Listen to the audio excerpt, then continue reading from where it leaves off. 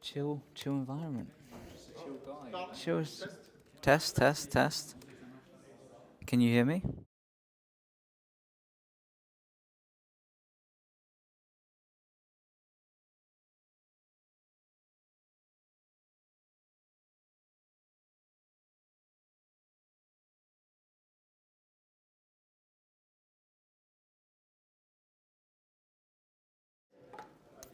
Can you hear me? It's coming through this now. You might want to just mute. It's okay, it's okay. Oh.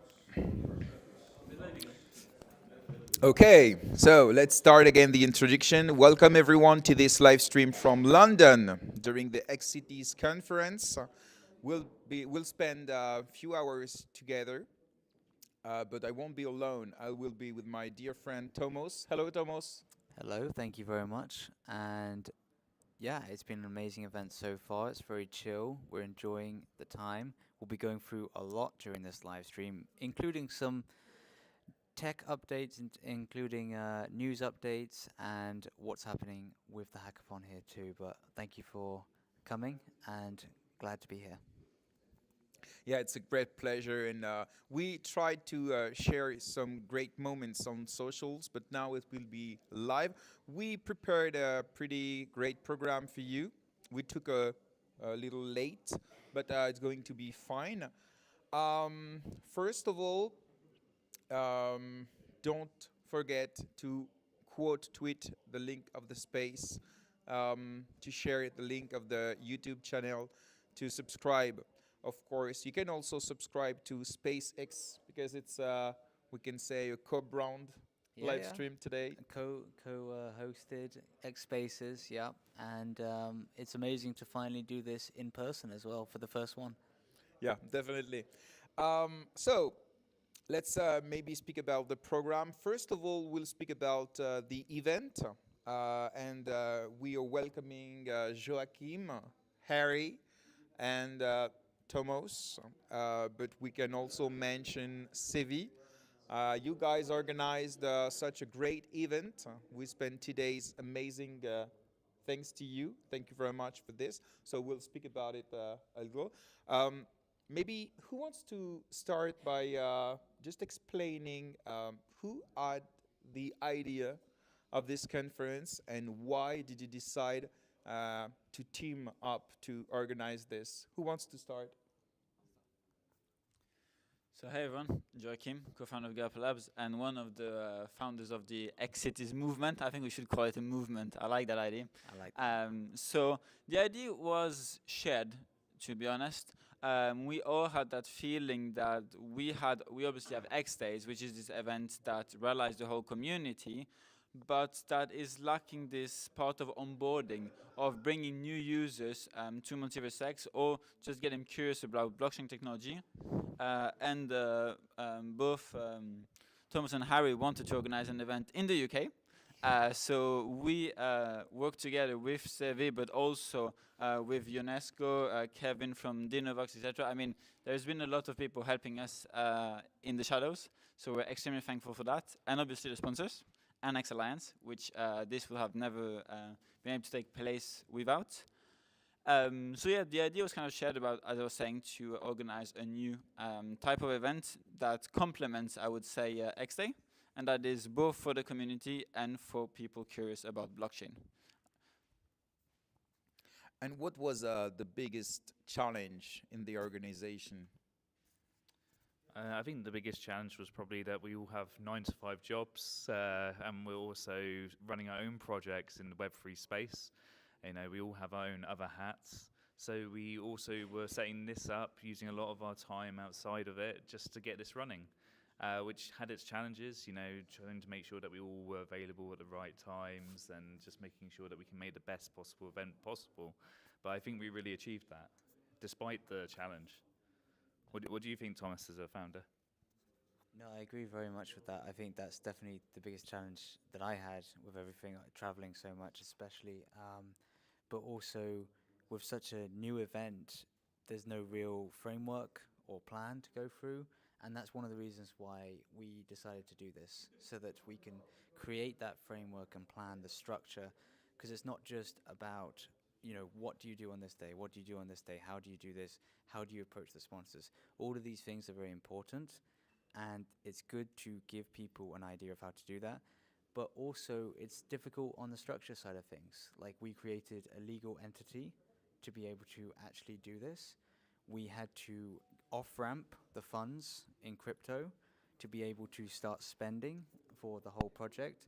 And these are things which, most people don't really know. And we want to make it a lot easier going forward with future events too. Thank you very much. What's maybe the 2 or 3 biggest return on experience for the next edition? Go ahead.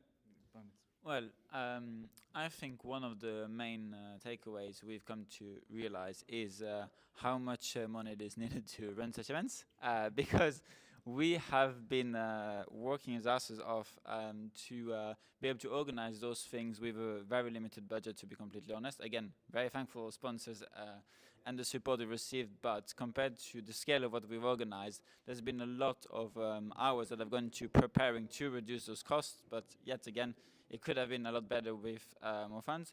And also planning. As we say, this is the Genesis event. We knew things wouldn't run perfectly, and they haven't, but yet I think the main takeaway is we managed to do what we wanted to do, and we have ideas on what is time consuming and what needs to be more well prepared in advance for the next, and create, as you were mentioning, that template so that anyone can have the highest chance of being able to do such a similar event close to their city. It's a very specific point to make, but it's also the length of time of the day of our events. I think a more limited hours approach, so maybe finishing at, say, a 4 p.m. rather than 7 p.m., can really help with the engagement after that certain time, because everyone gets tired. Everyone's been listening, engaging, being educated the entire time. So there's a lot of pressure on the the mind and tiredness, etc. Yeah, the only thing I'd very quickly add is, it's important to experiment, and we'll see in the future how we might experiment with some things. One idea I was talking to Harry about really quickly is we could try and focus certain people or a target audience for one of the days, and then try and get another target audience for another of the days, and then everyone feels fresh throughout the whole thing, and it's more of a big event for everyone, so everyone can get involved. Sevi, can you say hi? Because you're part of this, and it's impossible not to mention you and your work.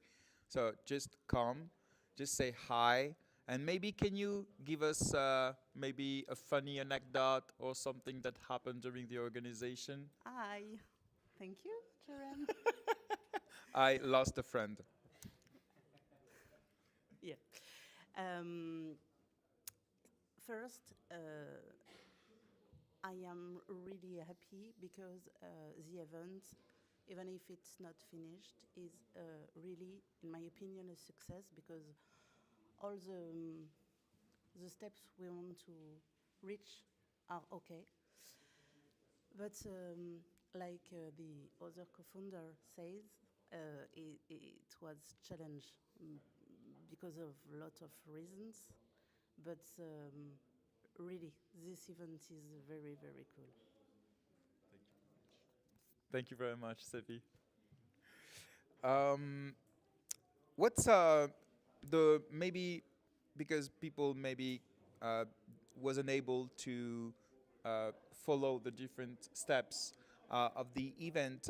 One of you guys, what's your maybe most memorable moment? Can be a panel, can be a quote, can be anything. Who wants to start? I mean, that one's going to be cliche, might be repeated a bit, but we had the pleasure of having Adam Bates, CMO of MultiversX, joining. I think that is one of the definitely highlights, and very good discussions. Yeah, no, you had great chats with him. You've best pals by now. And we also have a few more things that are still happening right now, like the hackathon, which I'm co-organizing. So I'm going to disappear shortly to join them again and see what they are doing. Cool.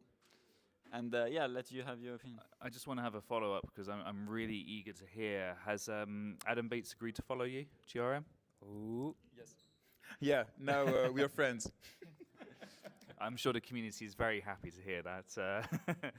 But yeah, that was definitely one of the highlights. I think something I don't want to harp on about Adam Bates all the entire time, but it's the first time that he's interacted directly with the community. Like, this is a purely community event, and loads of people from the MultiversX community got to talk to him. And he was so approachable with everyone that he actually took the time to talk to everyone. And like, my wife was here, and he was talking about our soon-to-be-born kids and giving advice and listening to her, and it was really nice to see. But also, like, all the speakers have been amazing. There's been some really engaging content that everyone has learnt something from, including myself. So and all the people that we've met have just been really nice people. I think that's really a highlight to the MultiversX community. We already knew that we had a strong community, but now we have potential newcomers from the people that we've invited from the Web2 world. Students have all come to find out about MultiversX and blockchain in general, and hopefully we've onboarded a few people along the way. Yeah, I think I'll just add real quick, because those were great points. The real alpha is in-person meetings.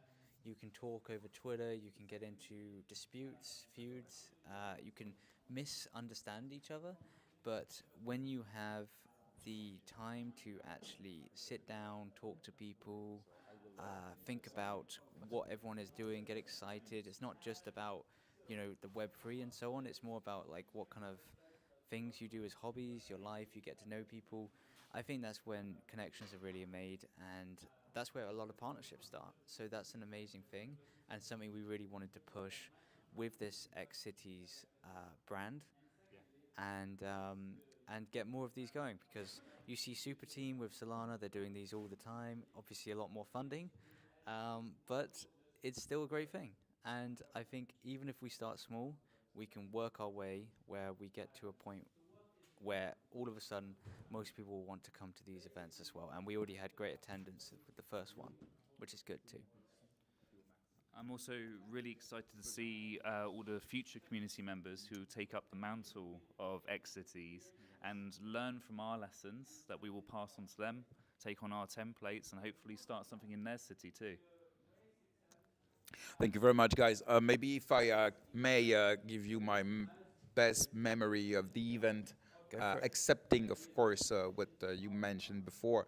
It's the poker party yesterday. It was very cool, organized by xCards team, as always. It was very cool. We took the time to learn to get to know people, and I arrived third, so I'm very happy. Me and Harry were not so lucky with that one. Average, okay, yes. We tell ourselves that, at least. Let's go to the last part of this topic. What can you tell us about the next edition of xCities? Next plans, next date, next place, of course. What can you reveal today? So we have had a few community members already approach us looking to do ones in their area.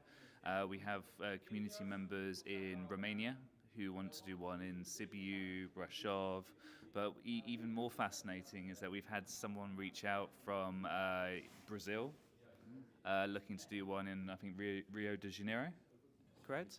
Probably butchered the saying of that, but yeah. So that was really cool. And even a community member, actually a founder of Pits, who wanted to do one in Nashville, Tennessee. So look, adoption is coming to America, apparently. So there you go. Yeah, and I think there's a lot of room for that. And there's potential maybe where you could even have some events where it's more cross-chain too, where you can have collaboration between other, and then it become a bigger event, and then everyone can integrate together and that kind of thing. I've already heard some discussions with some people that are also interested in some areas, like potentially, I won't say yet because I don't know if it will happen, but there's been some really cool conversations there. Thank you very much, guys, for your answers and, of course, for the event. Thanks a lot. If you guys agree, we'll start the first interviews of this show, and we will receive our first guest. Andu from Project X. Welcome up, sir. And for those that do not know from the live stream, we have a little live audience here in the actual event, which is really cool too, and just shows the interactive nature of this event. Second day has been a little bit more chill, but it's really nice to have you here, Andu. Thank you. Nice to be here. What do you think of London?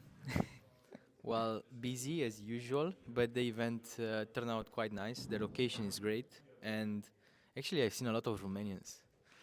There's more and more. Yeah, I think they're exactly. invading. It's a And slow invasion. also it's very nice to see people doing the hackathon right now, while Joaquim is pressing them to code whatever they code there. So yeah, a very nice event, very well done, and happy to be here.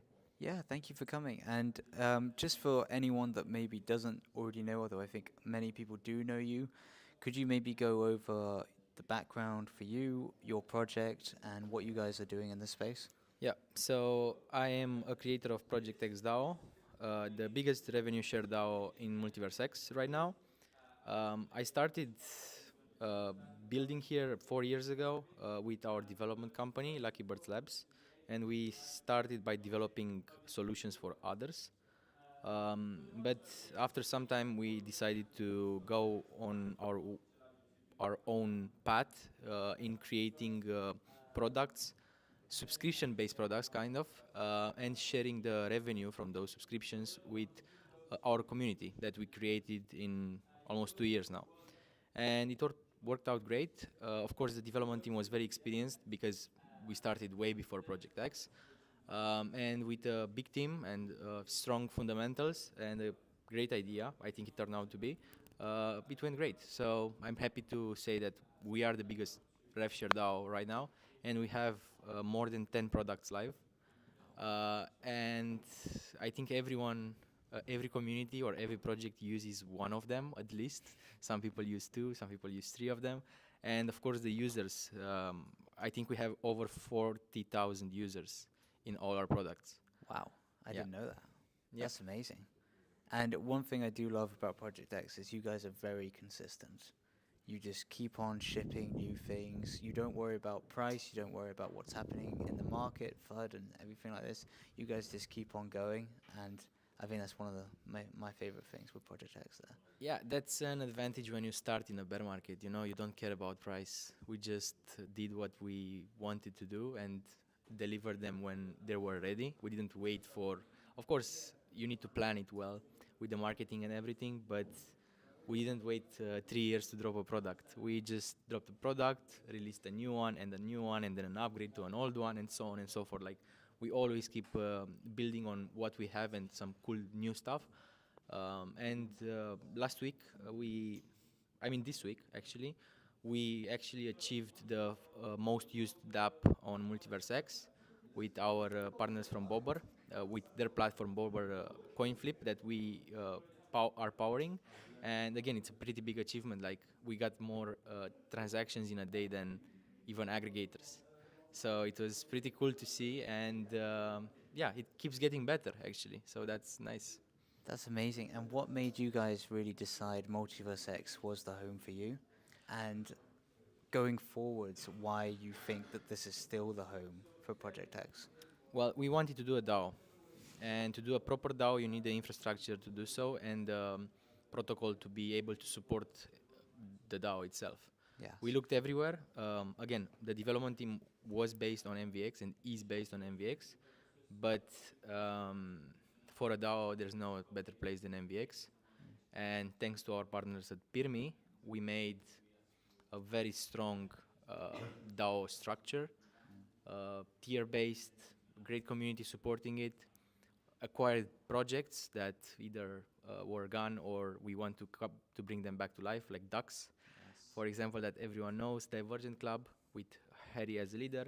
And yeah, it just worked great. The infrastructure combined with the community, it just made the DAO the DAO dream be possible, and um, it worked out. And I am happy we chose MVX, because on other chains it's a lot more.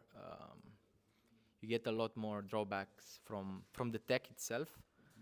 ESDTs are one of the biggest winning things here. Like, we love ESDTs and how they are in your wallet, and how you don't need the smart contracts all the time, and so on and so forth. I talked about this in the last panels, in the panels from yesterday.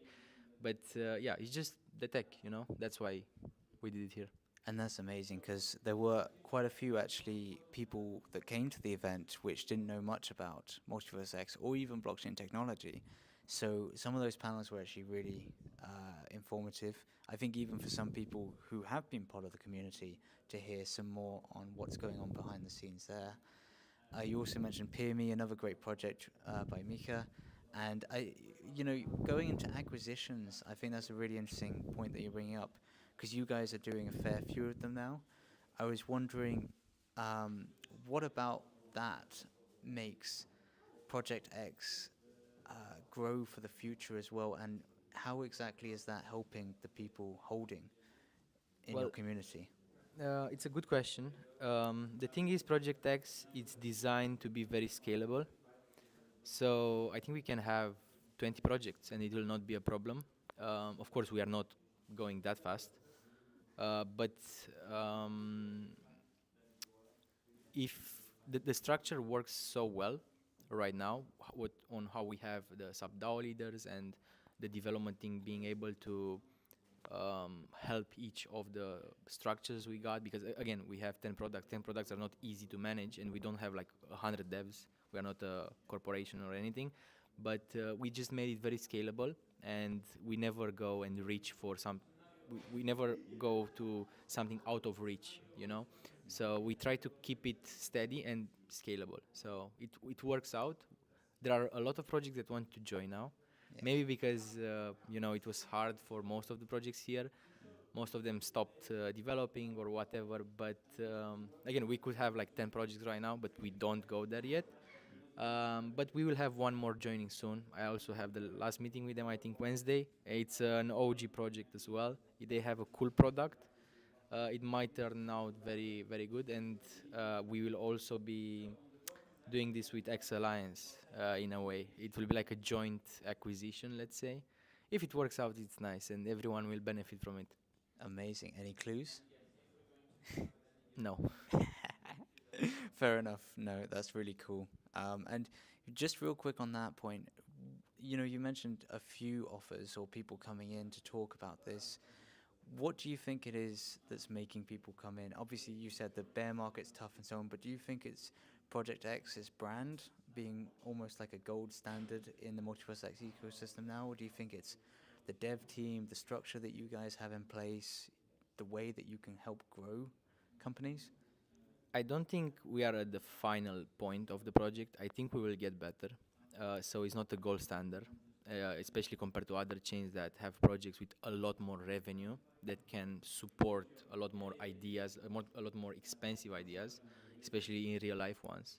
But I think people saw it working, and also we have a lot of ideas in place that are executed, and ideas came from community members.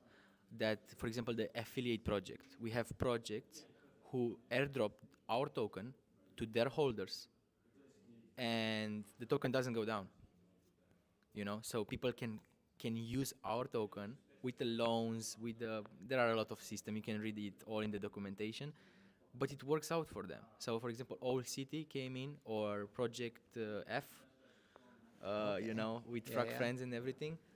They just got our token, we loaned it to them, and they airdrop it to their holders, and their holders are happy. So people seeing, and it works, and people seeing that are like, maybe we want that as well. We need to give them some utility, or because they are like out of funds, or they can't develop anymore, team members left, so on and so forth. We don't accept anyone, but we are trying to make as much things happening as possible, so. And I think many of these communities are really thankful for that as well. At least that's what I've been hearing. Maybe you could go into a little bit next steps for you guys. I know you mentioned there's an announcement coming, and you can't release it right now, but anything that you guys are really looking forward to in the future? I'm really looking forward to the upgrades to our products that are already live, especially Edge. Edge V2 will be very good. And you just demoed that today as well. Yeah, that is V1. It's fast, it's cool, but we will make it better. We will make it compete with bots from Solana in terms of speed, even though it's MultiversX. And what will it be doing? Just for Trading. anyone? Okay. Trading, especially for meme coins, you know. Yeah. If meme coins pick up here, and they are starting to, this tool is the perfect onboarding tool. You don't need a wallet, you don't need anything. You just transfer e-gold from Binance into your Edge account, and it works. So you want to make it faster and faster, so you buy your meme coin in like 1 second, you know, since it's launched. And you profit, you go to communities, you use our other products to showcase your meme. You can basically have all the tools you need to create these communities and these meme coins and to enrich the overall ecosystem. Amazing. And maybe go ahead. You said if I'm looking forward to like the other acquisition. There are a lot of things happening, but I focus on products myself. But another cool thing about Project X is that I don't need to be there all the time. You know, being a DAO and having so many people working for the DAO and not be dependent on me to take action, or to other creators, or to devs, or, you know, things are just happening. So one day you open the Telegram chat, one of hundreds, and you see something happen. You just announce it and it's there. And you didn't do it by yourself, you know. It's very scalable, let's say, because people are working for the DAO even without you pressing on them, or like, you know. Yes, yeah, that is one of the many benefits of DAOs for sure. And maybe just in a very few words, your reaction to this X London event organized by xCities. Well, as I said in the beginning, I love the location, the people. I think it's a great start of a Genesis, like the Genesis event went really well. I'm excited to see where the others will be. I'm not sure I'll be able to come to all of them. For sure I'll be in Korea, but I don't know, Brazil or whatever. I don't know, man. I don't think I can come to all of them. But it turned out great. I'm excited to see the hackathon and what they do there. And very nice 2 days with the community. I love to always come and spend time with the community. Some members that I already know, some members that are part of the DAO and I have no idea who they are because I've never seen them before, and they're like, yeah, I hold a subject, you know. Oh, nice. What subject? And, you know, and then they are telling me a lot of stuff that I have no idea about. And it's always cool to share stories and to meet people, especially from your community, but from MBX community overall. I couldn't agree more. And thank you very much for coming. Thank you on as the well. live stream. And enjoy the rest of the day. Maybe join in with the hackathon too. Teach some people some things. I try to not code. I try to not learn code. I can't code, but I'm really trying to not learn how to do it. Boo there always says, yeah, maybe you should try. Maybe no. I don't want to do that yet. We will see. Maybe next year after I finish uni. Exactly. Yes. Perfect. Well, thank you. Thank you. And hopefully speak later. Yeah. I'll just. Yes, just a GRM as well. Thank you very much, Andu. And for the next guest, we are joined by Kevin, CTO of Dinovox. Welcome in, Kevin. Hey, Kevin. What's up? In English. Hello. Comment ça va? How are you? We are very good. Thank you very much. We know you are very, very busy with the hackathon, so we will not take too much time. But can you tell us about middle staking a bit? Middle staking as a staking provider or as both? Both. So middle staking is a staking provider which allow you to stake e-gold and you share the network revenue. And you stake e-gold, you earn e-gold, that's simple. But to go further, we also made an application which allow you to create staking pool to distribute token over the community.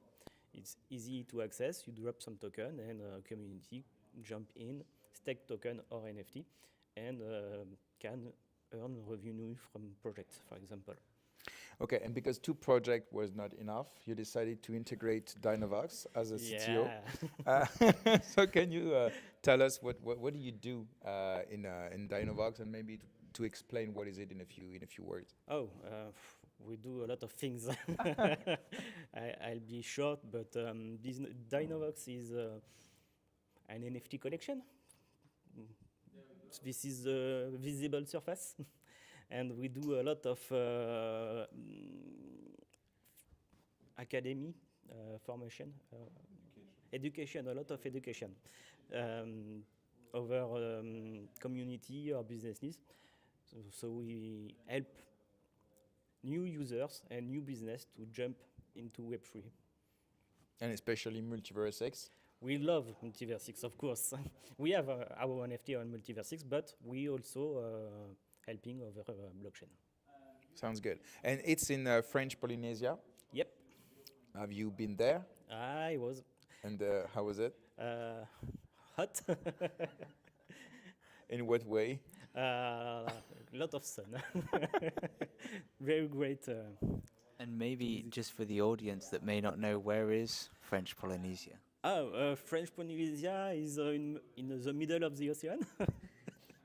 Small island at, I believe, for 20,000 kilometers. I'm sorry, from Paris. So Very it's, far. For us, French Polynesia, we are at the opposite of the Earth. Okay. So what's because Dinovox is pretty well known on MultiversX. Yeah. What's maybe the next steps for the project? What the ambition of the project? Oh, we have many steps. Maybe the close one will be the opening of the GRAU token, which will allow use. We already have a vested token, which is xGRAU. Is a soulbound token, so users are not able to trade it or transfer it.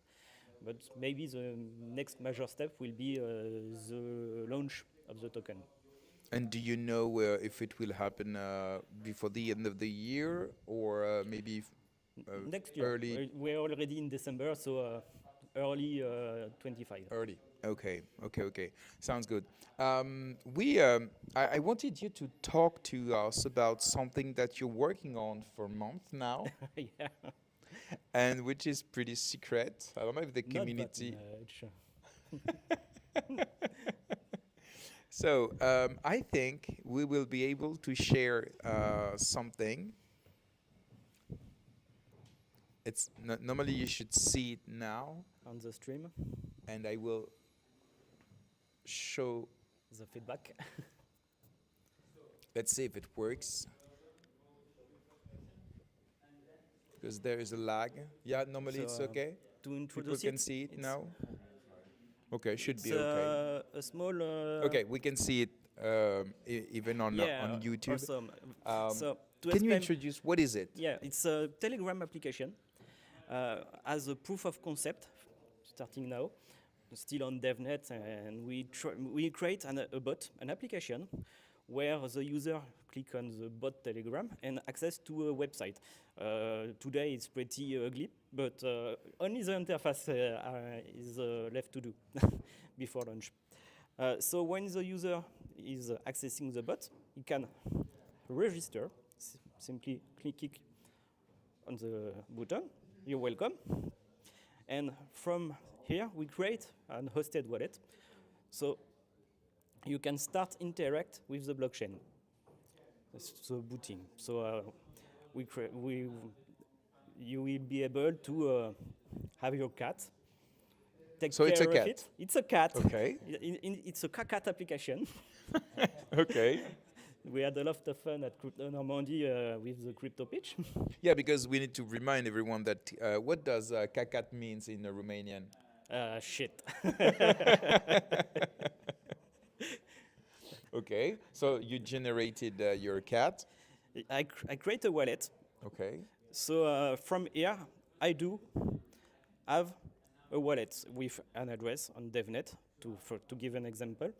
Starting with sans energy. Energy is only off-chain data, and gas, which is e-gold converted to some dust information. So starting from here, I can start to spam the application. It's like a tap to earn? It's like a tap to earn. Okay, I so need you to tap, tap, tap, tap, tap, tap, tap, okay. I need to spam a lot because it's not free for me. I'm sending some e-gold to the wallet of the user. So from here, I'm executing the transaction on blockchain to give a few dust of e-gold to the user. Okay, and so what's the point? What's the next steps? If when you and I tap, I earn some maybe in-game currency, or I don't know. Yes. And after, what can I do with this? Nothing. It's a shit coin. I heard it will be possible to upgrade the cat, or Yeah, maybe of to course. buy some I will show house it, for it or something like that. Is it planned for the next version? For the first version. Oh, okay. I can show it when I will. I have you see now I have 100 gas, so it's a small portion of e-gold. It's not 100 e-gold, don't believe me. So when I got some e-gold, I may start to take care of my cat. Simply by clicking and spamming the transaction. It's not on chain at this part là. It's only gaming interaction. And when I did spam enough my cat, I may go to the litter, and I need to empty a cat.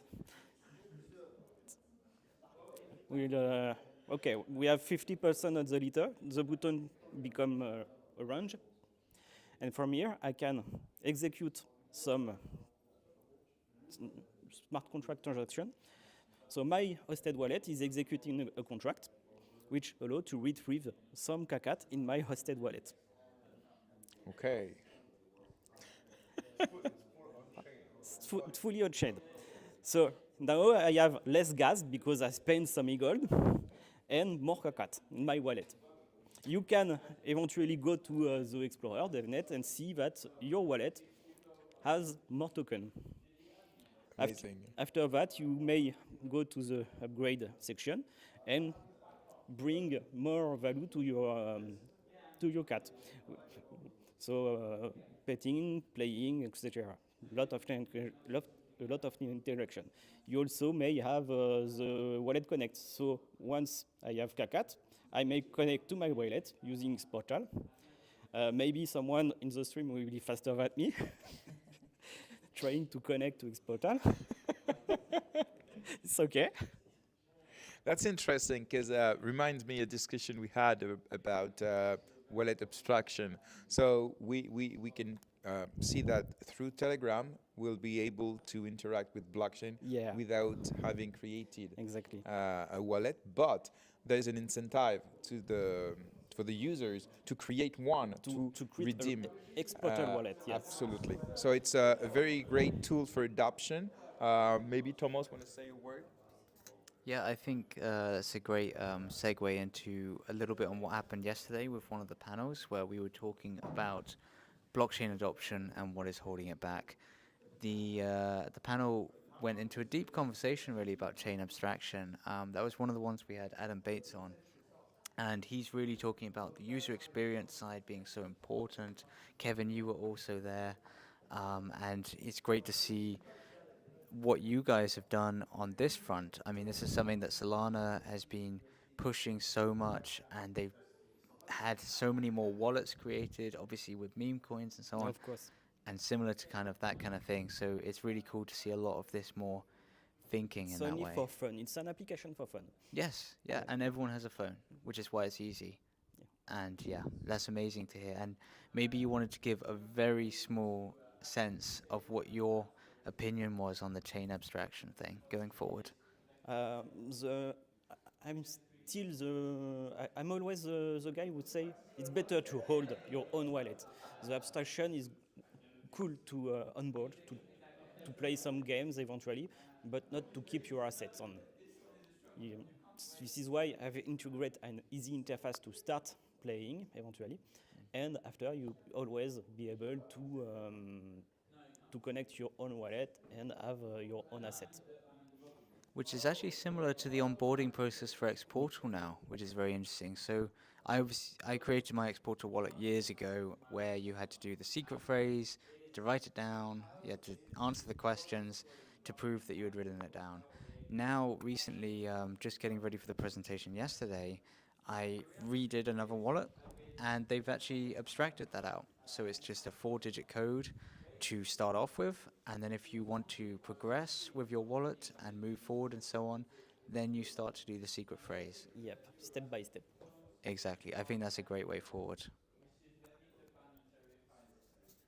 Thank you very much, Kevin, You're welcome. for coming. It's my pleasure, I, as always. I set you free to come back to the hackathon. Thank you. And yeah, I wish you all the best for the rest, for Dinovox and Kakat. When Kakat? When Kakat? Soon. Yes, when Kakat? Soon. I will notch a countdown, don't worry. Thank you very much, Kevin. Yes, thank you very much. Okay, and now we'll go to the next interview, and it will be about Tomos. Woohoo! Fireside chat. Yeah. So, Tomos, we learned a few months ago that you raised $500,000 with Philanthrify. It was a great announcement for MultiversX at the moment. It was during the bear market. Nothing popped on MultiversX at this moment, and we had this announcement, and I remember that you came in GM Web3 to explain what was it about, and thank you very much for this. Now a few months has Thank you passed. for having me. Oh, sure. And few months have passed now. So can you just remind us what is Philanthrify and how things are going since?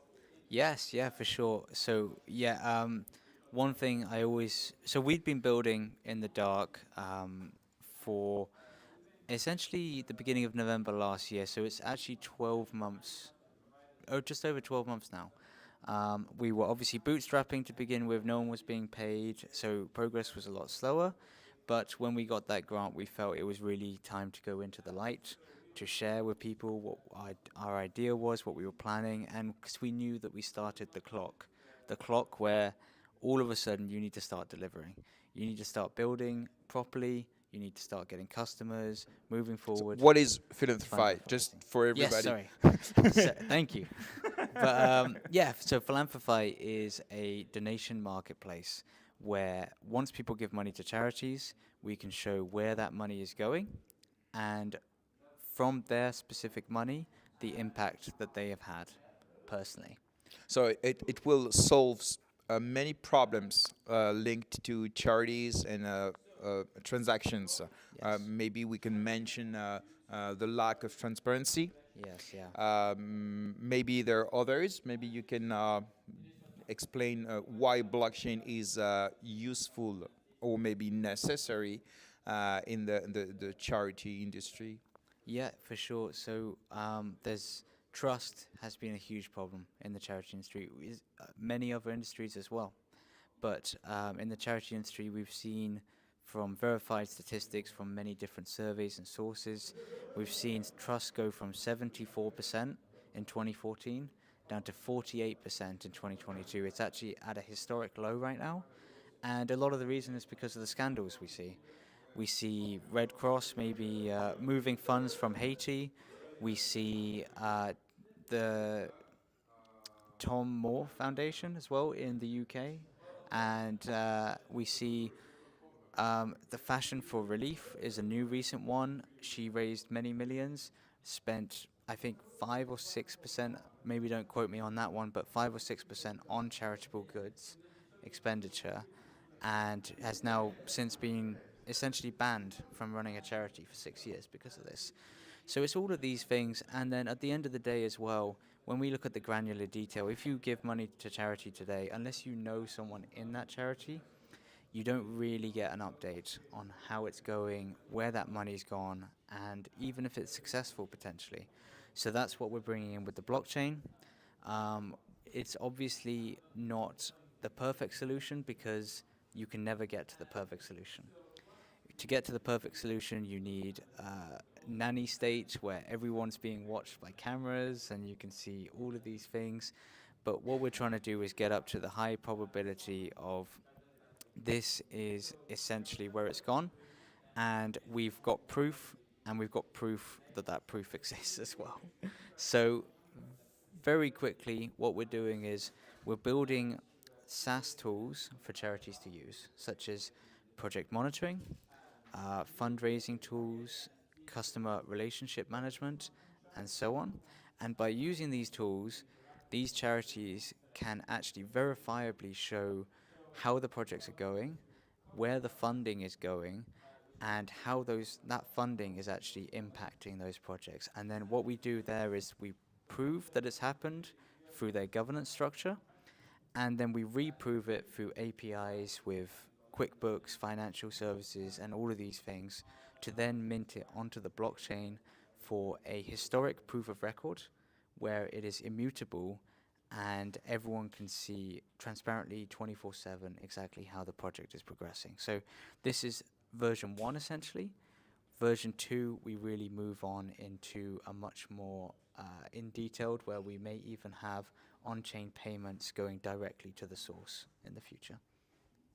Okay, and so are you currently working with charities who are testing the project? And when do you think the product will be maybe live so everybody can contact you to integrate this SaaS to the structure?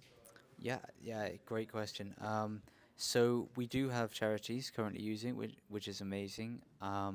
We also had a proof of concept last year, which was great because one thing I didn't mention when talking about the trust is showing transparency has also been proven to increase donations, which is amazing for charities. And it is the value proposition that we're really pitching when we're trying to onboard more charities and bring people into this space, bring them into the spotlight. So we have 2 charities already onboarded right now. We're also in the process with onboarding 3 more. These are very much pilot schemes, I must emphasize, because I don't want to get ahead with just how far we are, but I think it's good to put in perspective. Slightly earlier I was talking about our bootstrapping and so on. We actually started the grant in July, so that's when we've actually started our funding. And in that time, we've made a lot of progress. I would say the first version of a live product that can be sold, that can go to the masses and so on, we're around 70%, 75% there. We're hoping to have a beta release in February or March, and then a more public release towards the summer, end of the summer next year. And about the blockchain, you chose MultiversX. Is it an exclusive choice, or do you think it will be necessary at the end to have maybe omni-chain interoperability to be able maybe to onboard people from the ecosystem and from outside maybe? It's a great question. I think very relevant, especially in today's climate. I would say we've always had the perspective that to really reach the masses, you need to have a lot of that chain abstraction. So it's very much what we're doing. And like I said earlier, we're starting off where people will not be holding funds on the platform because there are regulatory problems with all of these things, and we need to go through the proper processes so that we can do that in the future. But if we're looking like right now, we have the blockchain aspects for the technology. And it is my belief and my team's belief that MultiversX is the best for technology, and it is the best for what we specifically want to be doing. But there are other aspects where, you know, in the future, if it makes sense to have this specific aspect on another chain, there is potential for that. But I would always say that the home will be MultiversX, where most of the activity will be. So cool to hear this from you. Actually, a part of Philanthrify, you're also co-hosting xSpaces. Can you give us some word about this? When?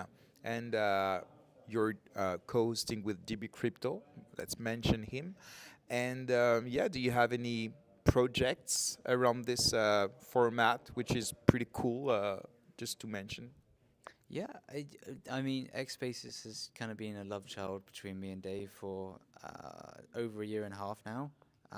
Time has gone quicker than I may have liked, but it's been going great.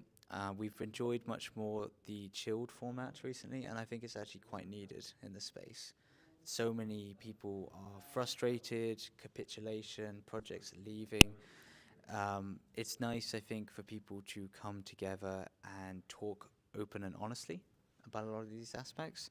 So that's something we've really been pushing. In the past, obviously, we've done much bigger interviews where we've tried to encourage cross-chain bridges and so on.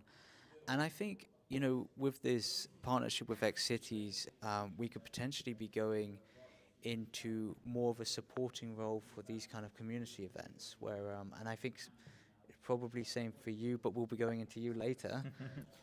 It'll be my turn Exactly. later, yeah. We'll flip it round and I'll start grilling GRM later as well. But I think it is something really important to support and Definitely. Thank you very much, Rad. We need to mention the audience that someone tells me, okay, over. We need to go to the hackathon. No? Bah non? Okay. Thank you very much. thank you. Tomos. It Yes. was great to know more about Philanthrify, xSpaces, and you. And yeah, let's maybe have a break. Well, maybe just before we go to break, we could also briefly mention the sponsors for xCities as well.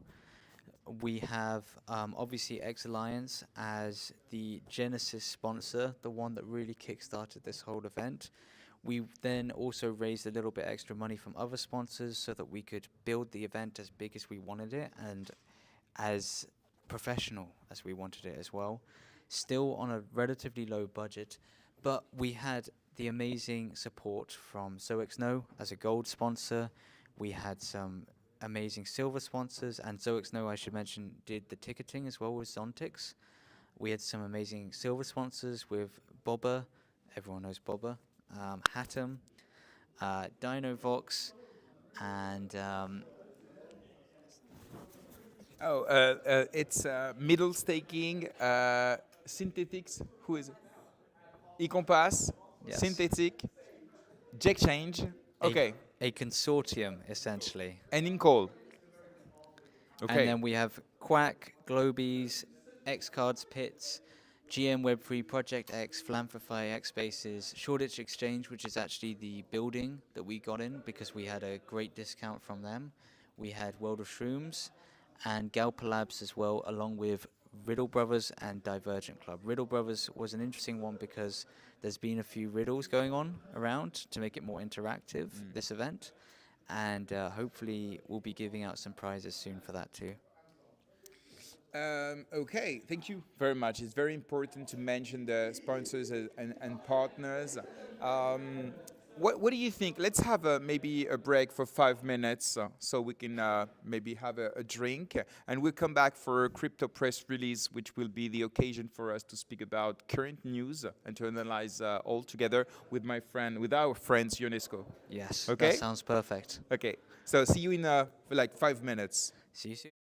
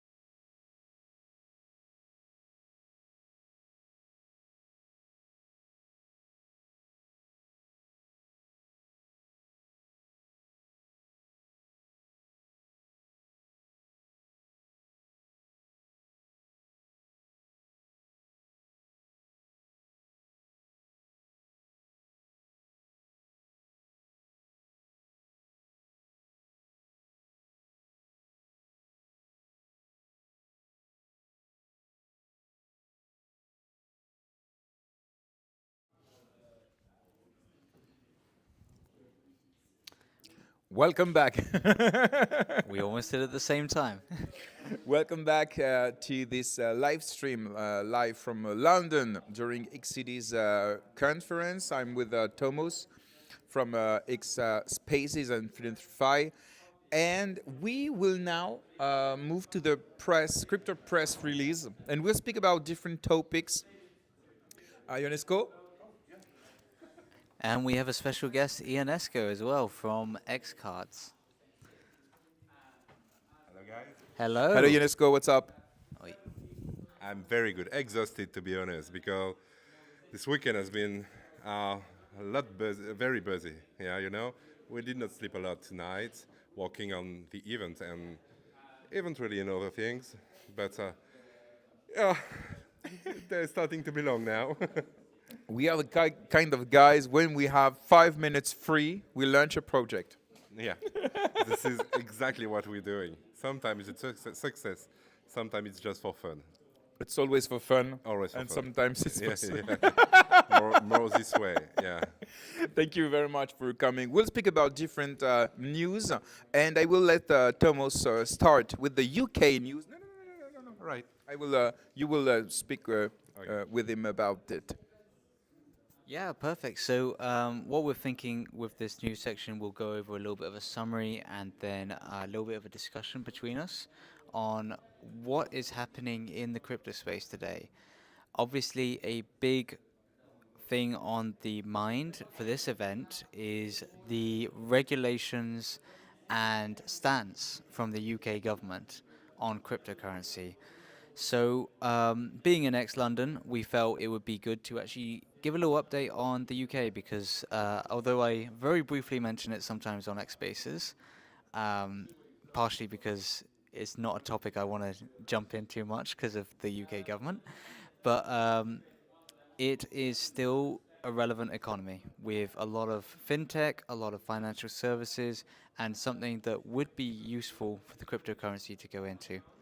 So one thing we really wanted to highlight was recently from the Economic Secretary to the Treasury, which is essentially one of the ministers in the government, which is in charge of setting financial standards within the UK, and especially a focus on future innovation and growth in those standpoints. Her name is Tulip Siddia. She took over from Bim Afalami in the recent election in the UK earlier this year. And the reason I mentioned her previous economic secretary is Bim actually is someone that I know quite well. He had a very positive stance on crypto. He was going to Polygon, he was going to 1inch, he was going to all of these events, New York and so on, and really trying to get a better stance on where the UK sits in this market. And it seems like she is trying to take up that mantle. So she recently published an article with the HM Treasury, and a few of the things I wanted to point out was some of the language mentioned in this. She stated transformative potential of distributed ledger technology is clear. She says our ambition to make the UK a global hub for securities tokenization. She also mentioned the UK sovereign debt issuance using distributed ledger technology and a few other services like potential CBDCs, although one interesting point I noted there was she did not use the word CBDC. She actually worked around it and basically said the Bank of England could potentially use this technology for a central monetary fund and a few other aspects there. So maybe we wanted to jump into that and how the UK is in terms of the rest of the world. Ionesco, I don't know if you've really followed it much or if you have some opinions.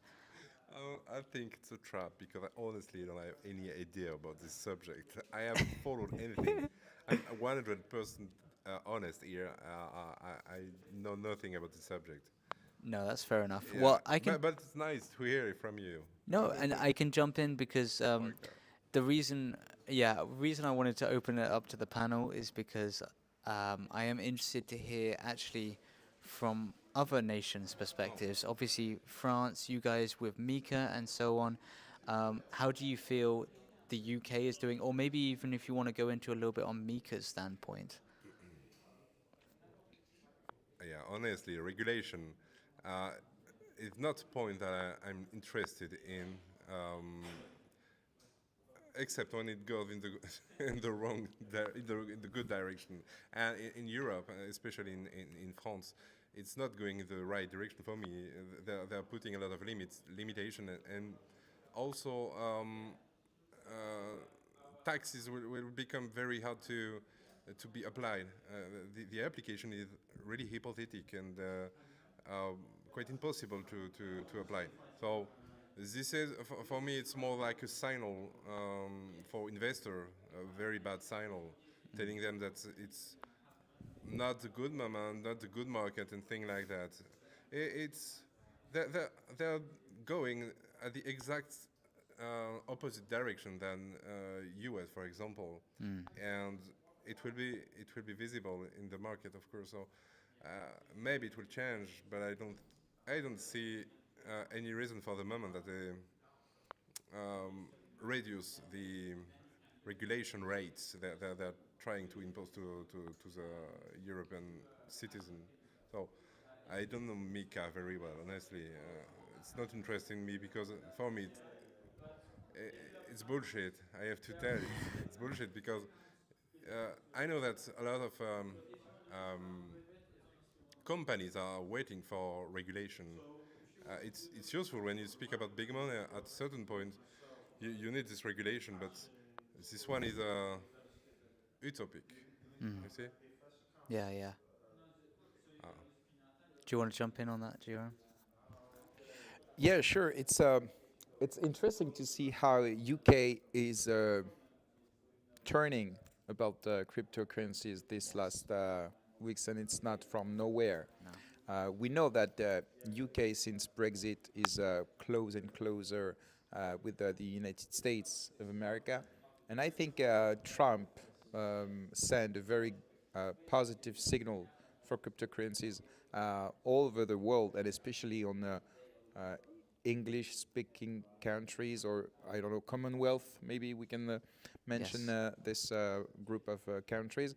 And so, yes, what you say is interesting because in Europe, they're doing completely the opposite. And I think, and I spoke with many lawyers about that, the more the United States will make the regulation light, the more they will help crypto industry to innovate and to develop, the more Europe will regulate and will add regulation and control and so on. So I'm really bearish about European Union, and I'm so fucking bullish about what's happening. So we need a Trump guy in Europe, at least about cryptocurrency and financial innovation. Yes, yeah. Definitely. And I think Europe has always been almost the regulation capital of the world. One thing actually Adam mentioned yesterday in our panel with him was that he was not feeling great about Europe as a stance on just crypto and innovation in general, and more on, I mean, he was huge on South Korea. Mentioned it at least 3 times, I think. So he seems to love that a lot. Obviously, America's coming into the picture now as well, which is amazing. And one thing I wanted to add, as actually a British citizen and business owner in the UK, a lot of times it's just political speak. This new economic secretary, I can tell you from people that I know who are close to people in the government or MPs and so on, they said when the new Labour government came in, which was April, I think, around there, they said that crypto was at the very bottom of their agenda, not something that they really cared about. And like you say, GRM, Trump gets in, all of a sudden this statement gets released, they flip their mind, but at the same time, I still can't buy cryptocurrency on any exchange except for Coinbase right now. In the UK, you can only buy it on Coinbase. It's fun. I went yes, the whole night on some meme coin websites, like for example Bonk, the biggest in Solana, and I can't here. It's written in big UK citizens or inhabitants. I don't remember the wording. Is not allowed. Yeah. Yeah. So that's okay. In France, for now, it's better because we can go almost everywhere. But yeah, I think UK will change many things because they know the competition.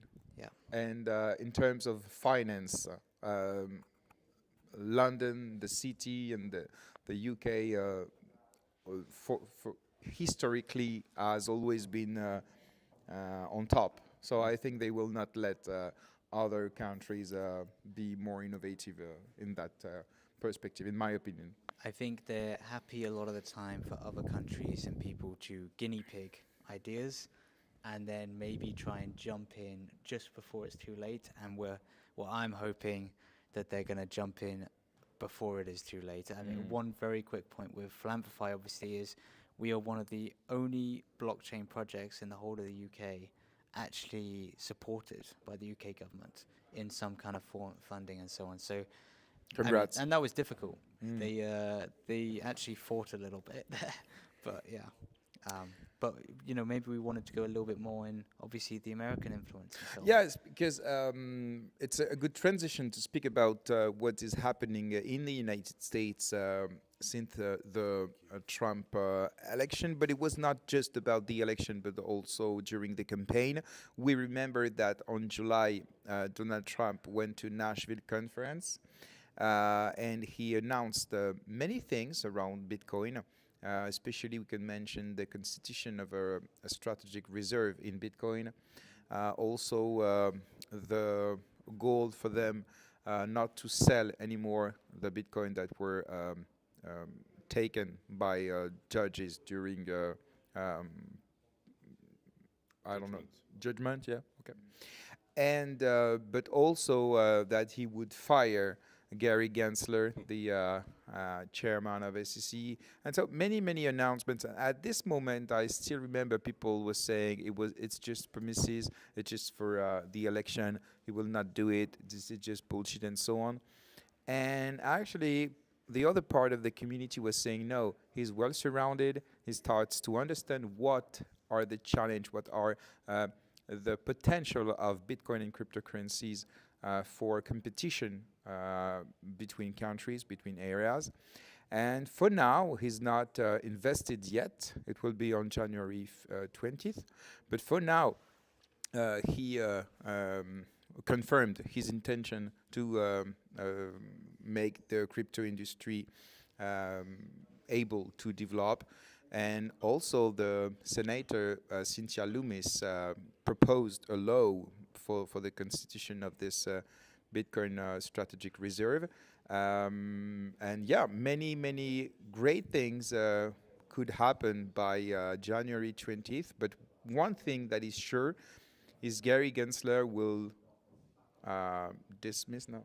He's been resigned now. Yeah, he was resigned by the end of the year because he doesn't want to be fired. Imagine Donald Trump, you're fired. You remember the TV show, but yeah, and the short list of people that could replace him as a chairman are only pro crypto guys. So yeah, I think it's pretty cool. Yeah. What I think was pretty smart from Donald Trump to promote crypto and to, I would say, unregulate a little or make it more agile for investors to come in US and to enter the crypto markets. The point is that before him, I would say all the nations were going almost all the same direction, adding more and more regulation, and most of crypto investors were not. I wouldn't say bearish, but when it's becoming hard and hard to make your business, you don't feel it so good. So that's also why the signal was very good. Not only because that the US will buy some Bitcoin, but also because it will become more easy for any company to invest in crypto, to develop a business around that. And they've been quite alone when Trump announced that, because when you look at Europe, they were going in the opposite direction. We said it before, but also in all the world. I mean, all the country were not banning, but maybe looking at crypto with like fear, I would say. And after Trump announcement, we can see a lot of country who are taking the same direction now. UK is moving, what we just said, but other country too. Morocco just unban crypto, and I have seen few news in the past weeks about country. Maybe you have it in mind. Yeah, we can maybe mention some candidates for the presidential in Poland, in Suriname. Yeah. But we also have many ETF or ETN in Sweden, in Brazil. We also have the SEC that is considering launching ETF for Solana, for XRP, and so on. So yeah, definitely this is a global movement. Yeah, Trump, I think, opened the world, the door, okay? I think it can be a leader for Bitcoin for the next years, because what the United States does, the other countries cannot ignore. This is, of course, way too huge. What do you think, maybe, Tomos? Yeah, I think Trump was very much supported by the crypto community. We had even Robert F. Kennedy. He was a candidate. He was very bullish on Bitcoin. He's been bullish. I'm going to get the year wrong, but it's been, I think, roughly 6 years or so since he's been in Bitcoin. You also see the Winklevoss twins supporting with donations to Trump. You see a lot of Silicon Valley, and Silicon Valley is always on innovation. They're about the next technology. A lot of them have supported crypto or invested in crypto, almost more importantly. So they've been supporting very much, and Trump has been listening with that regard. And I think we should mention too that not only crypto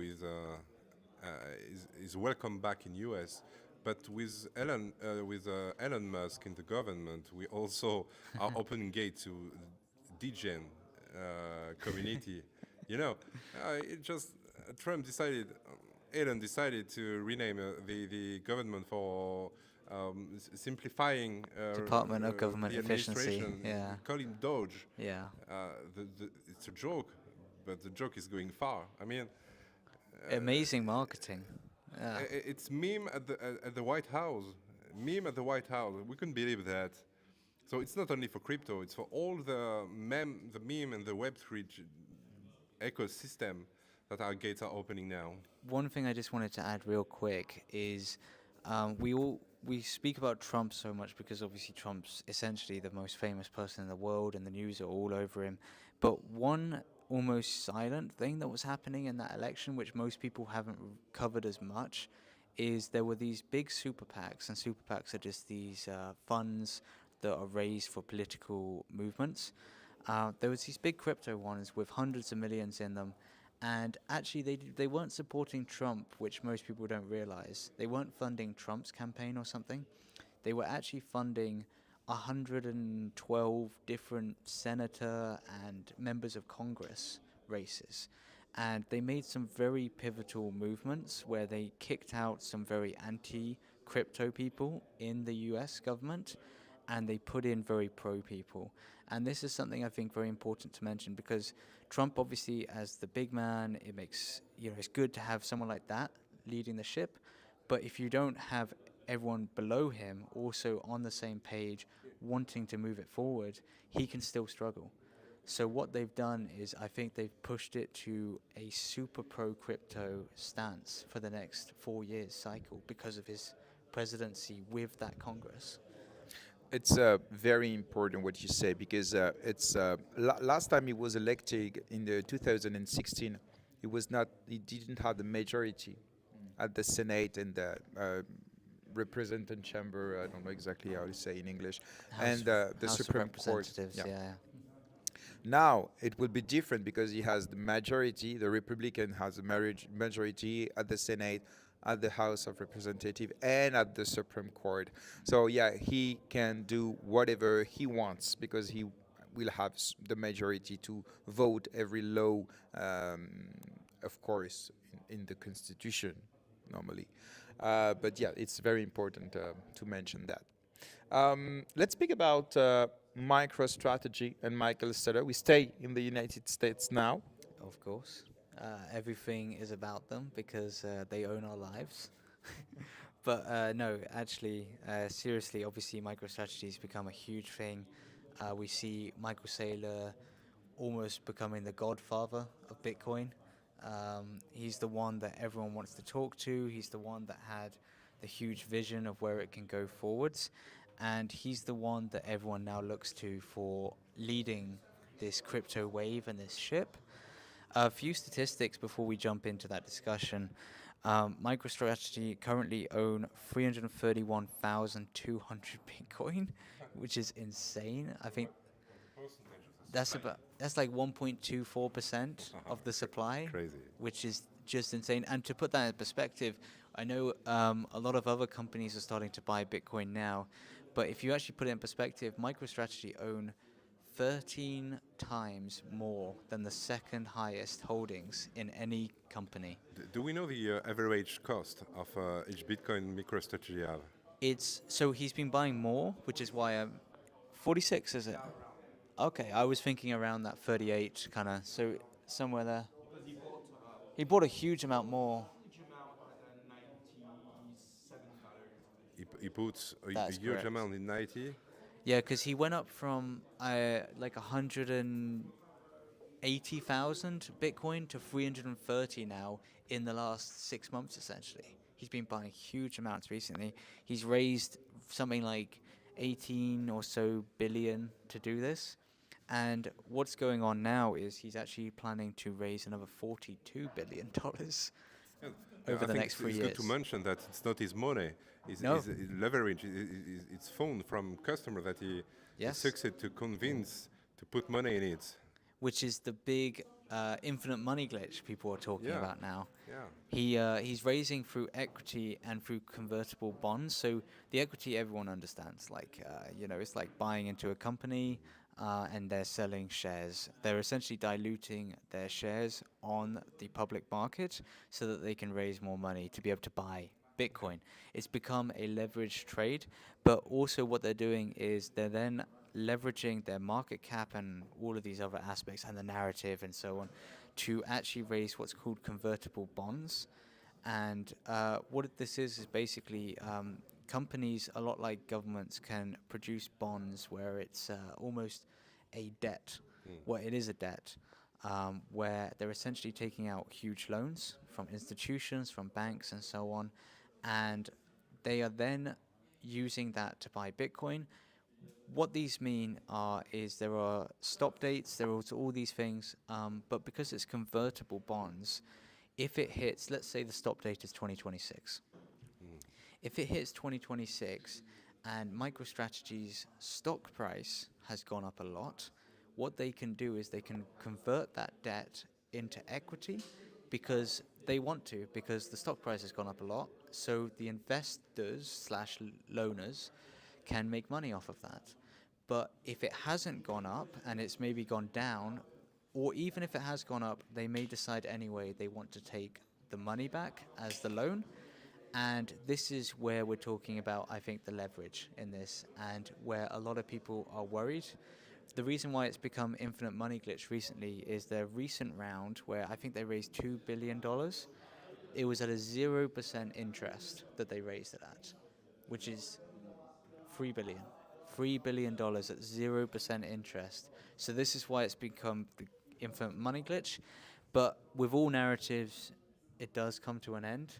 And the question that a lot of people are asking now is, I think the question that you put, GRM, is he the Degen gambler degen gambler or visionary entrepreneur? Exactly. Well, we won't have, of course, time to completely develop the two theses. But what is sure is he takes a bet, a big bet, not only on his company, because he's supported by the other associates, the other shareholders. He's completely supported. The price of the share has never been that high. The results are just great, and the price of Bitcoin is great, so the company is completely fine. But of course, it creates an example for other companies. We can mention maybe the Russian YouTube, Rumble.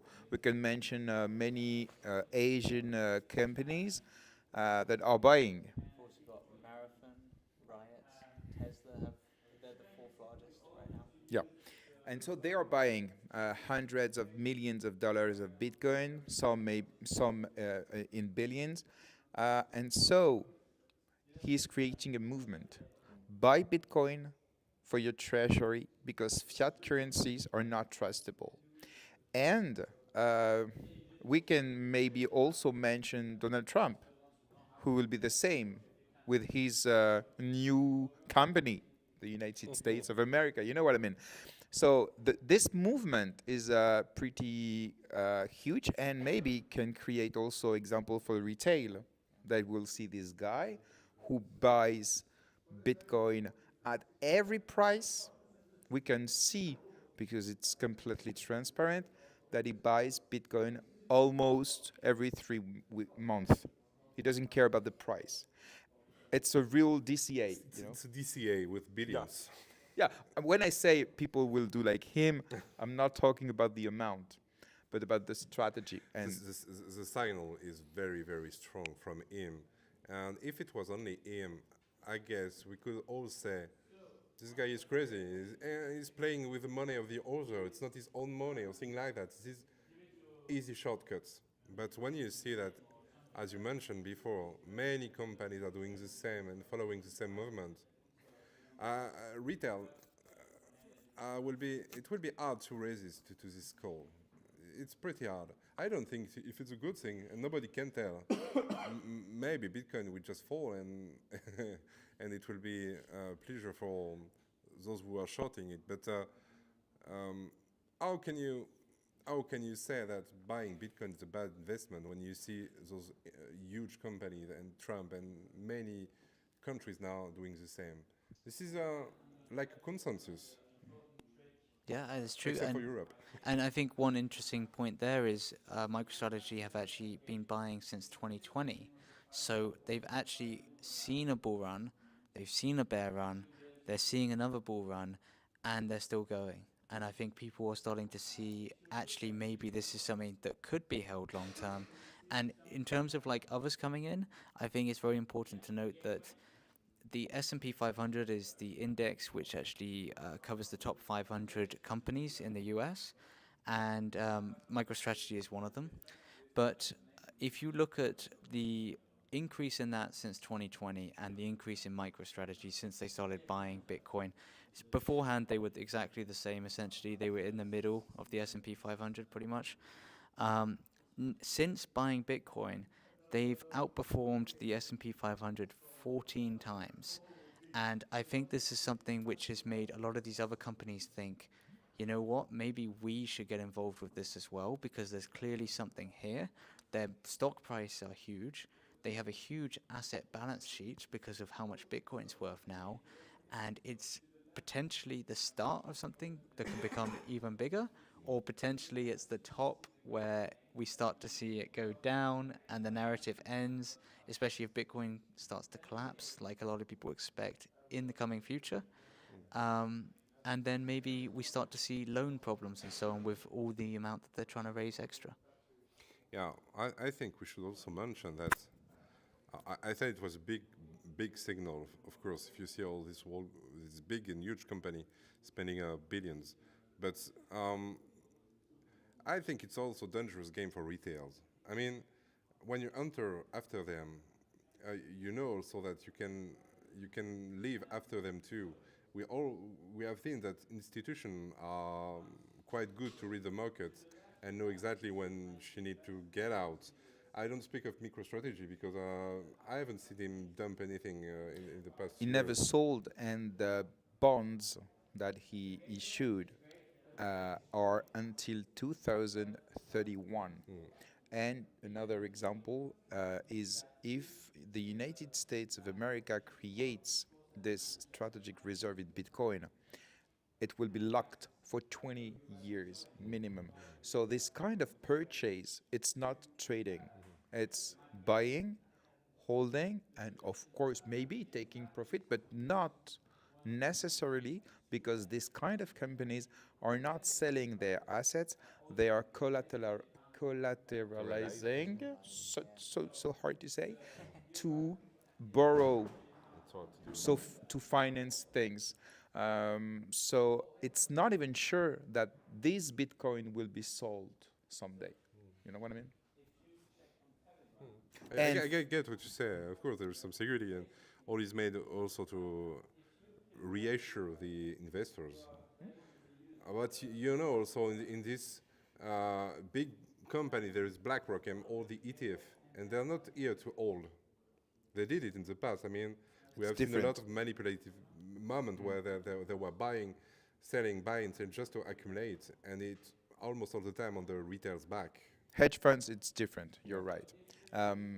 Last but not least, about MicroStrategy. For those who are saying, imagine if Bitcoin's dumps as fuck. Well, Michael Saylor sells Bitcoin at $15, and he sold it at almost 100K. So even if Bitcoin dumps, and the value of the company will dump necessarily because it's correlated, I think it doesn't care. It will buy more and it will issue more bonds because due to the size of the company, it can issue billions of bonds, and people will be happy to lend money, because also because of this situation of the economy. It's like maybe the less risky investment in the world. If you consider the dump of the dollar and the other fiat currencies. We move to the next topic. I don't remember. Stablecoins in Europe. Very interesting topic. Recently, we learned that USDC offered annual yield for people holding USDC in the world. And unfortunately, a few days ago, they announced that they will not offer these features to European citizens because of regulation. A few months ago, Tether, the issuer of a USDT, decides to say we will not go in Europe because of Europe regulation. Oh, actually, he will go, but he decided to launch a Euro stablecoin, and we learned a few days ago that he decides to stop this Euro stablecoin because of Europe regulation. So the situation is pretty difficult for stablecoins in Europe because of regulation. In my opinion, because European Union wants to issue a CBDC, and stablecoins will be a competitor to CBDC. For example, in the United States, Trump said no CBDC. It's a veto. So he will favorize, he will help stablecoins issuer, Tether, Circle, to develop. So I think, and I'd be happy to have your opinion, the governments or non-elected government like European Union have to choose between stablecoins and CBDC. And in Europe, actually, they made their choice. Yeah, and I think it actually goes back to a little bit on what we were discussing in the British standpoint, because I was mentioning in her article, the new economic secretary to the Treasury, she literally described a CBDC without saying the word, and I think it's because the narrative has become very negative towards it. Retail, I think most people don't even know what a CBDC is, but they still know they don't want one because the narrative has been very much that way, and it's been marketed from that point. Because you mentioned Trump. Actually, I think I'm almost certain that the whole narrative Trump came from with that was from RFK Jr., because it was one of the big things he was actually running on as a presidential candidate. And it's something that obviously the crypto community actually cares about a lot, because a CBDC can have almost full control over our lives, essentially. And that's not what people want. There's something just going historically here with Europe, Britain included. I think governments have really become successful through time with having more control over Commonwealth, more control over finance, institutions, regulations, and trying to push their ways onto other people. Whereas America started as a more free, with founders. They wanted to encourage innovation. They wanted to almost decentralize more their economy. And I think that's why America is much better on this front, and Europe is much worse in terms of the regulations and so on. The regulators in Europe are a lot slower, they're a lot more conservative, and they don't like giving up control very much. And I think you're right, that is kind of the battleground we're seeing right now in the industry.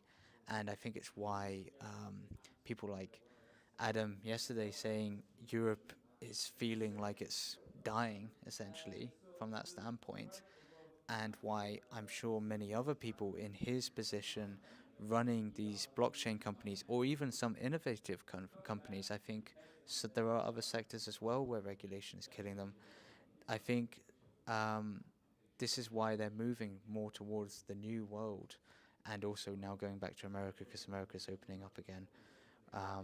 So I think that's quite a big thing going on.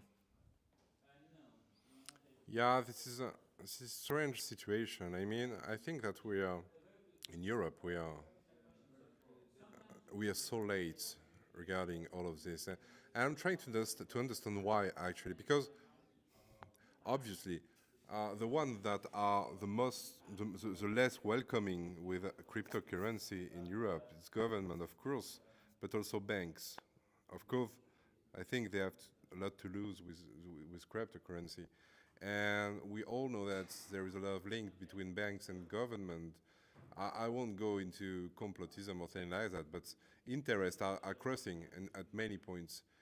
And from this point, I think altogether they're trying to slow down cryptocurrency, and they're succeeding. I mean, there is no huge movement that are breaking this movement. And I'm asking myself how it happened in US. How it succeed to get rid of this bank influence and finance influence? This is a good question. You are absolutely right. The bank lobby in Europe is huge. We need to mention that the biggest bank in the world, part of them are European. BNP Paribas, Societe Generale, they are just amazingly great, and they are European. And so you are right. They are fighting to control even more and more crypto assets because it's like competition to them. But it's also, in my opinion, a matter of culture. In Europe, we have the culture of the law. In the United States and in UK also, I think I heard, but maybe you will disagree, you know better than me.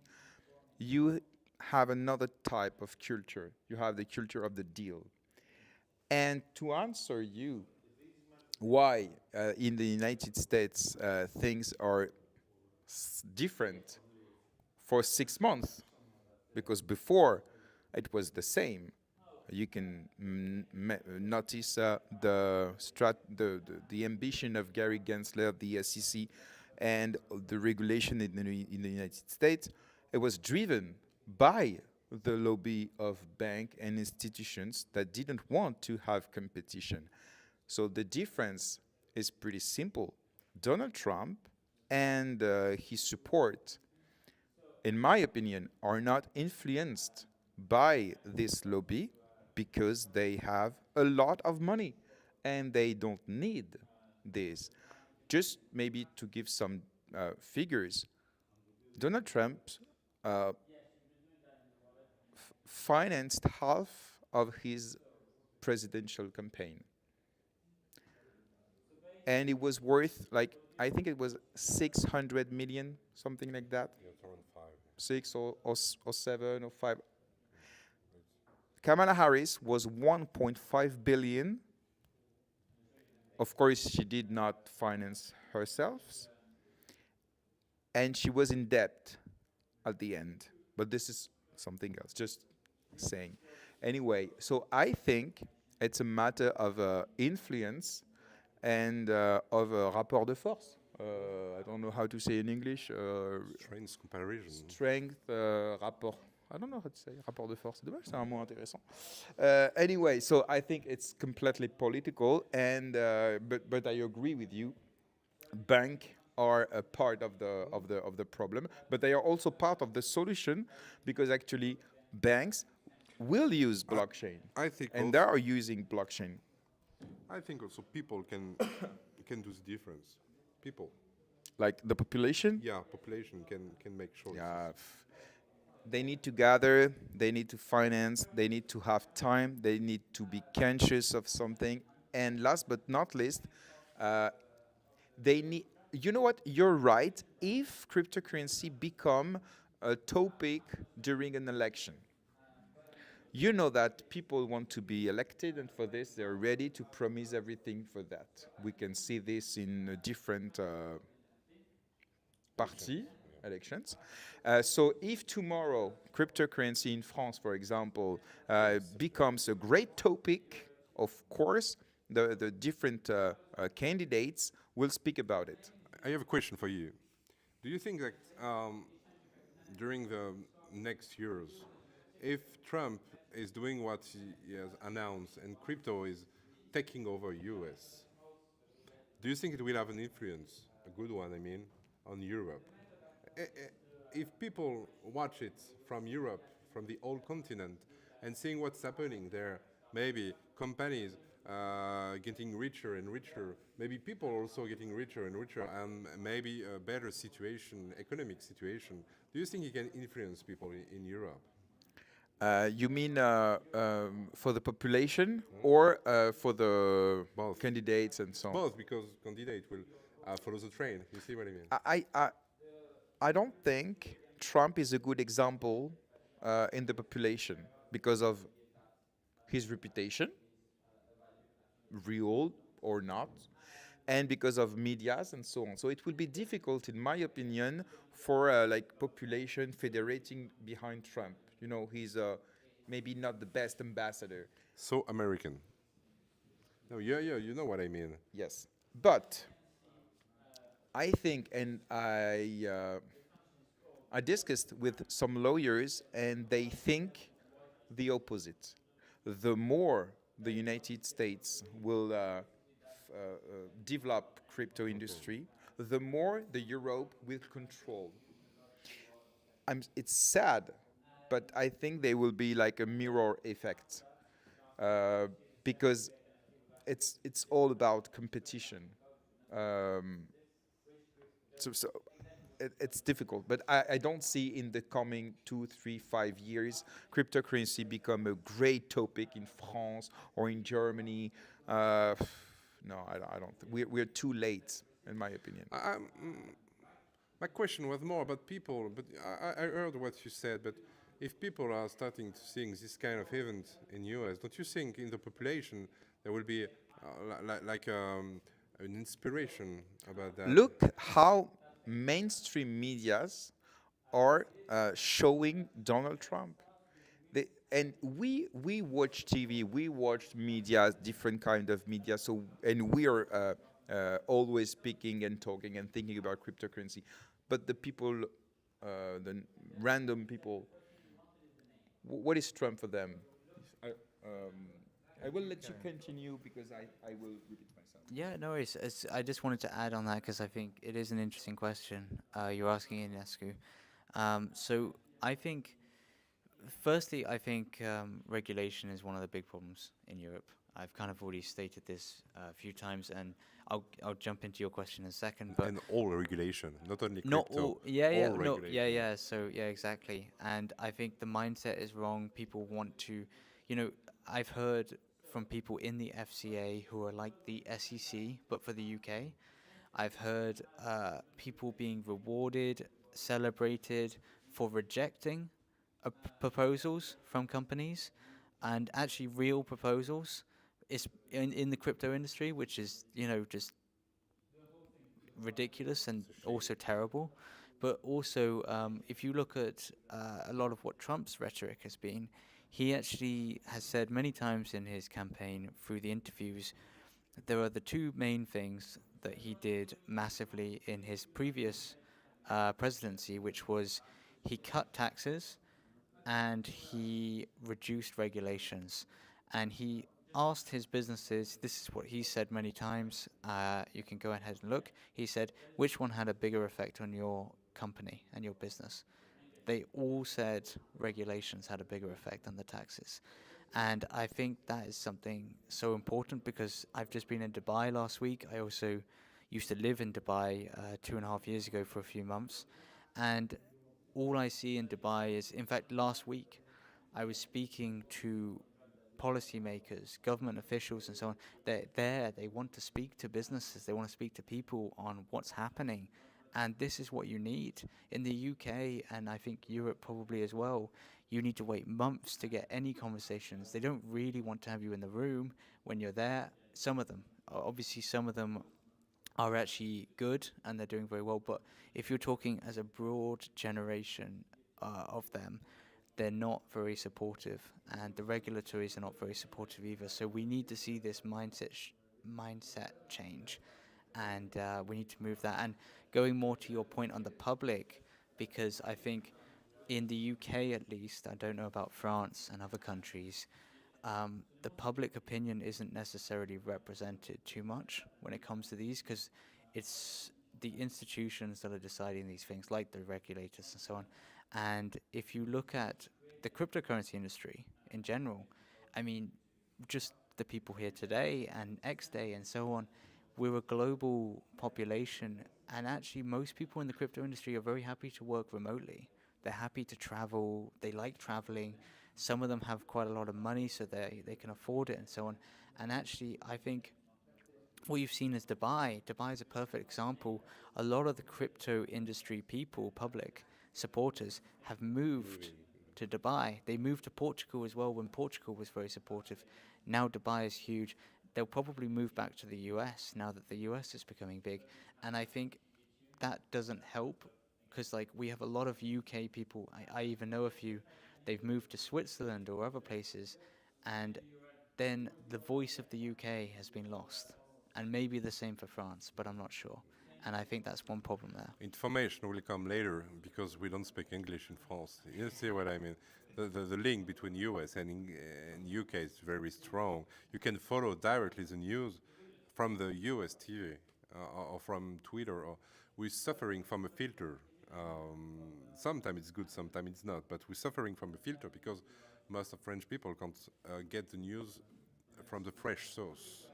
So, of course, it takes more time to propagate. Yeah, maybe.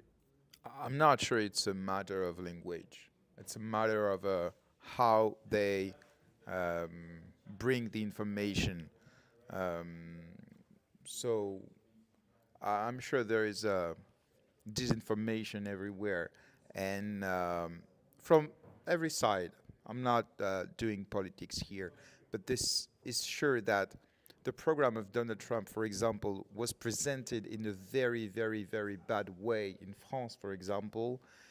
Every journalist said that he would lose, that Kamala was great, she would be the best candidate to win a white old man because she's a black young woman, and actually nobody really noticed or wanted to notice what the American people wanted: freedom, and many other stuff and so on. And about cryptocurrency, it was a real demand from the population, because we have the last digits. It's 80 million American people that own cryptocurrency on 330 million inhabitants, I think.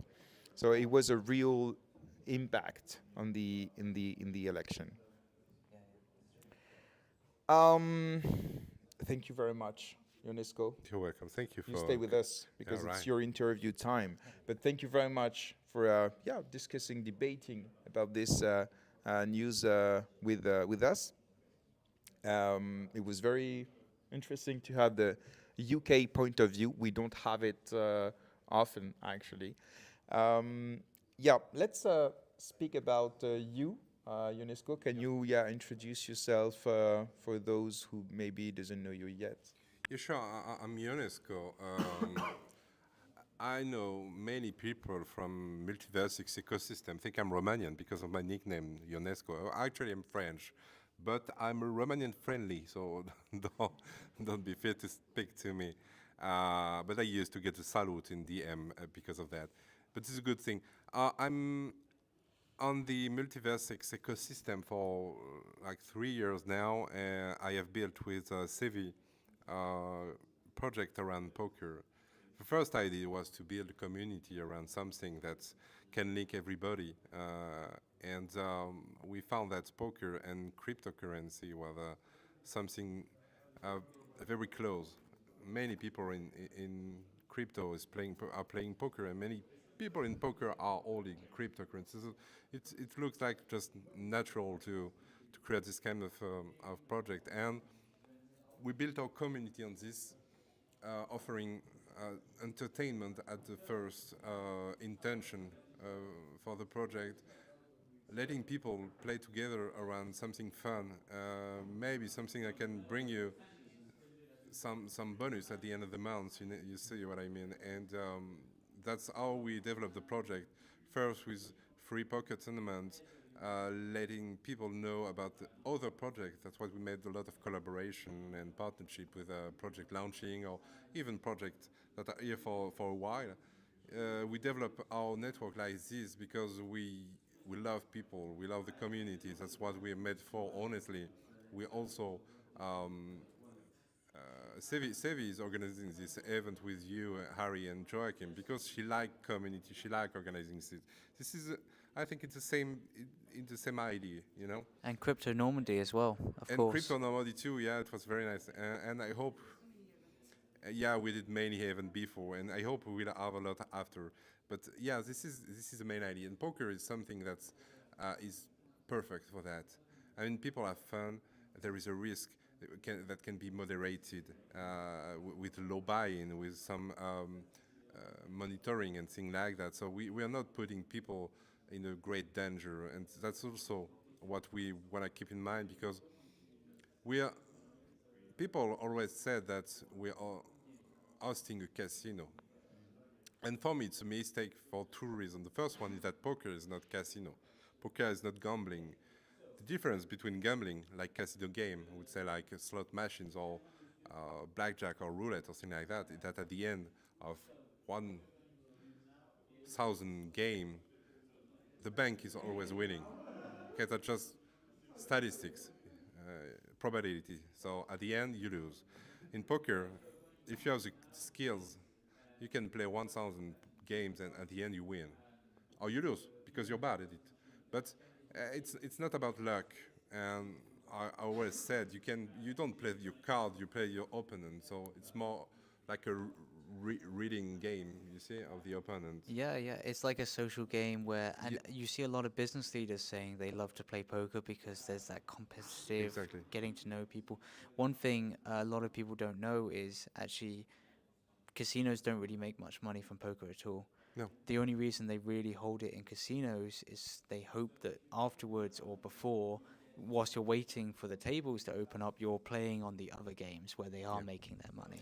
Because what it's true is like poker player also get like gambling, of course. Not all, but yeah, there is this feeling that you can make money, and it motivating many people. So in the poker players community, they like also casino game, but just an insist on this point: we're not casino. We're not letting people gamble. We want that people learn how to play poker to make it more fun, because it's of course funnier if you will, and also many little money on it. And the second point is like we're not like Poker Star, Winamax of this kind of huge platform. We are more like a private circle of poker. You know, people know each other when they come at the table. It can be a tournament or it can be cash game or thing like that. We have a quite reasonable amount of players joining our events, and so at the end of the month, at the end of the year, everybody knows everybody, and this is this is like a village, you know, and you're not here to compete against sharks. You're here to have fun, to learn, and to develop your skills, and maybe to make a little bit of eagle in your wallet. That's it. Yes, and you mentioned community. It's a very strong community you guys have. Maybe you could talk a little bit on how active everyone is and so on, because I think maybe people don't necessarily know just how supported you guys are by the people that come so often to you, your games. In order to seal this community, we're not relying only on event, even if honestly they're just waiting the next tournament where they just finished one. But we also have NFT collection, which is more like a member cards NFT. When you have an NFT from the collection, we're not asking people to speculate about the price or something like that. When you get it, you should keep it. The collection is named Diamond Head Prefab. So Diamond Heads in Web3 culture is mean that you want to keep it for eternity.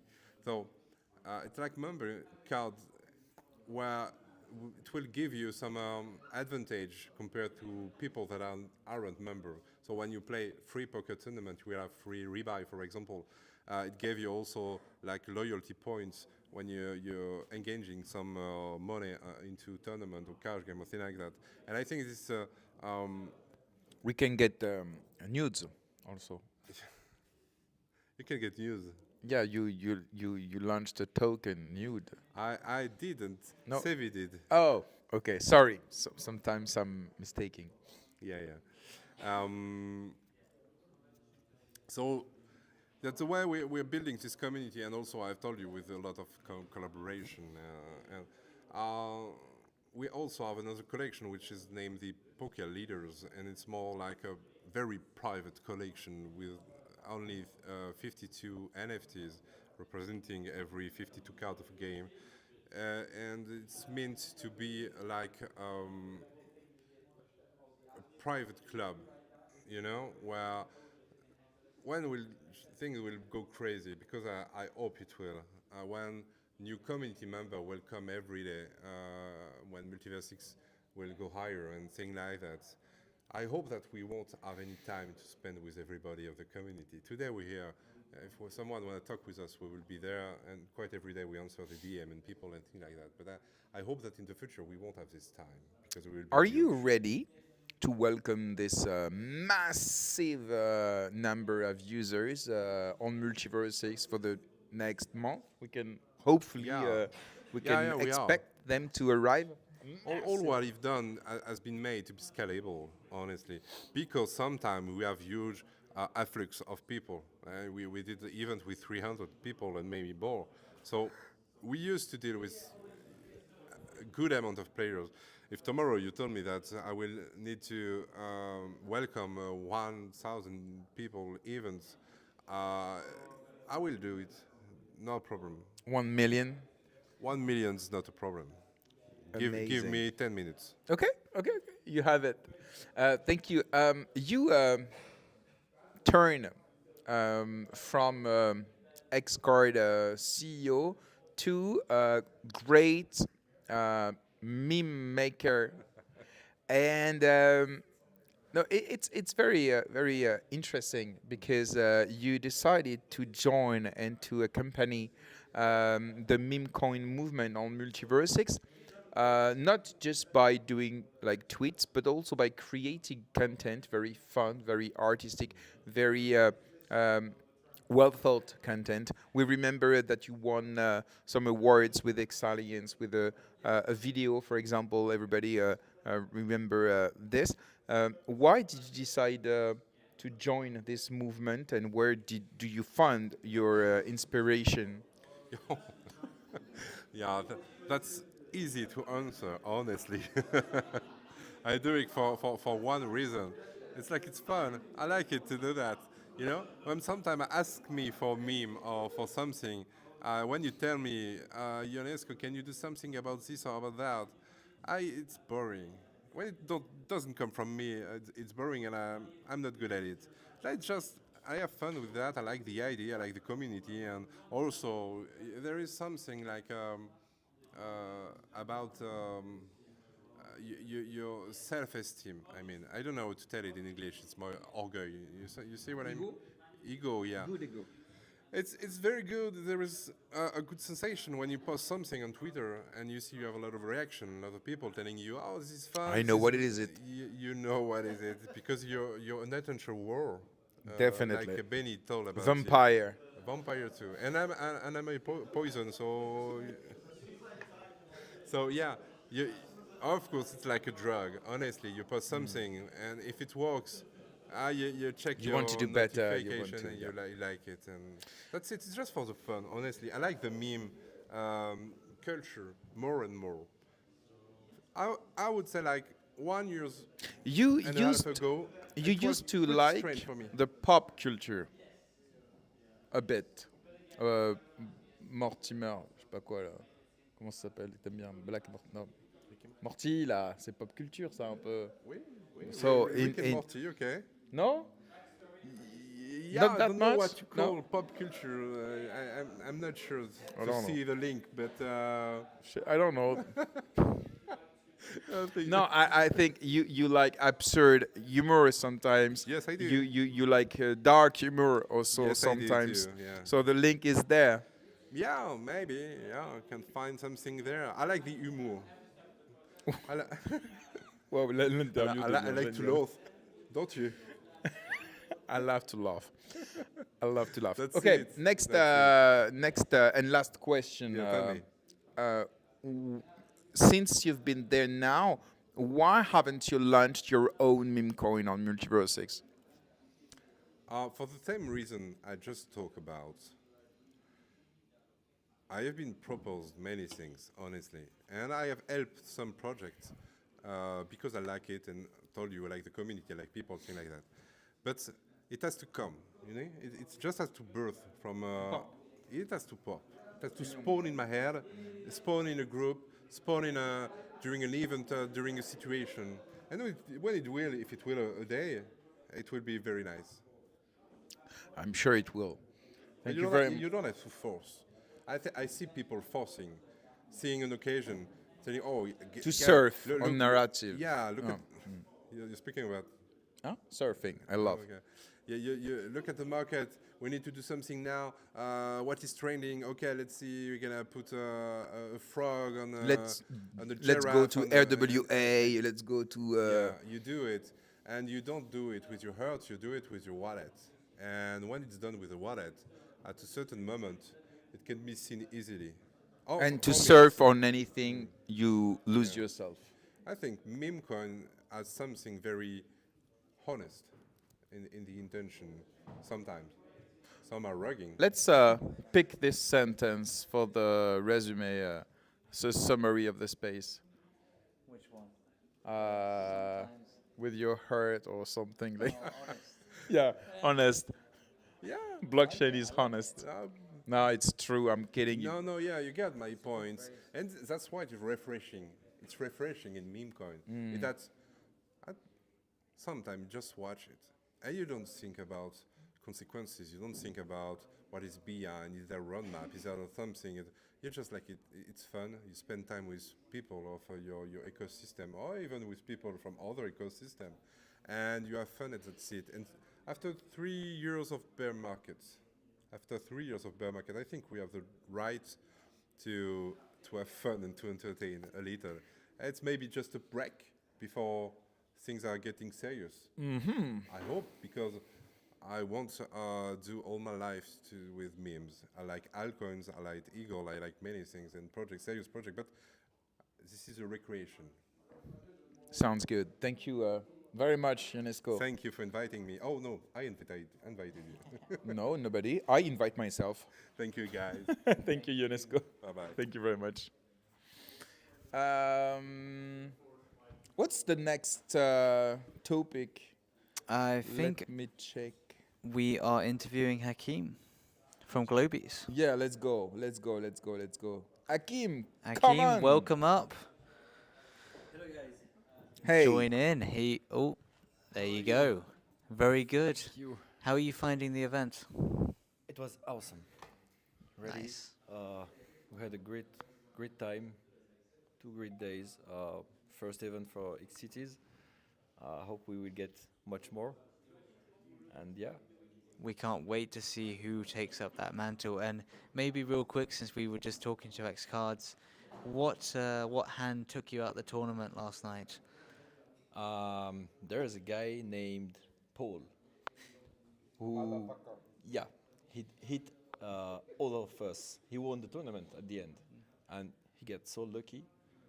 But yeah, it was really fun, really fun. Me? Yeah, 5, I think. Yeah, 5-6 versus your King 6, I think it was. Yeah, King Yeah, 6 yeah. against the 5-6. Yeah. Amazing.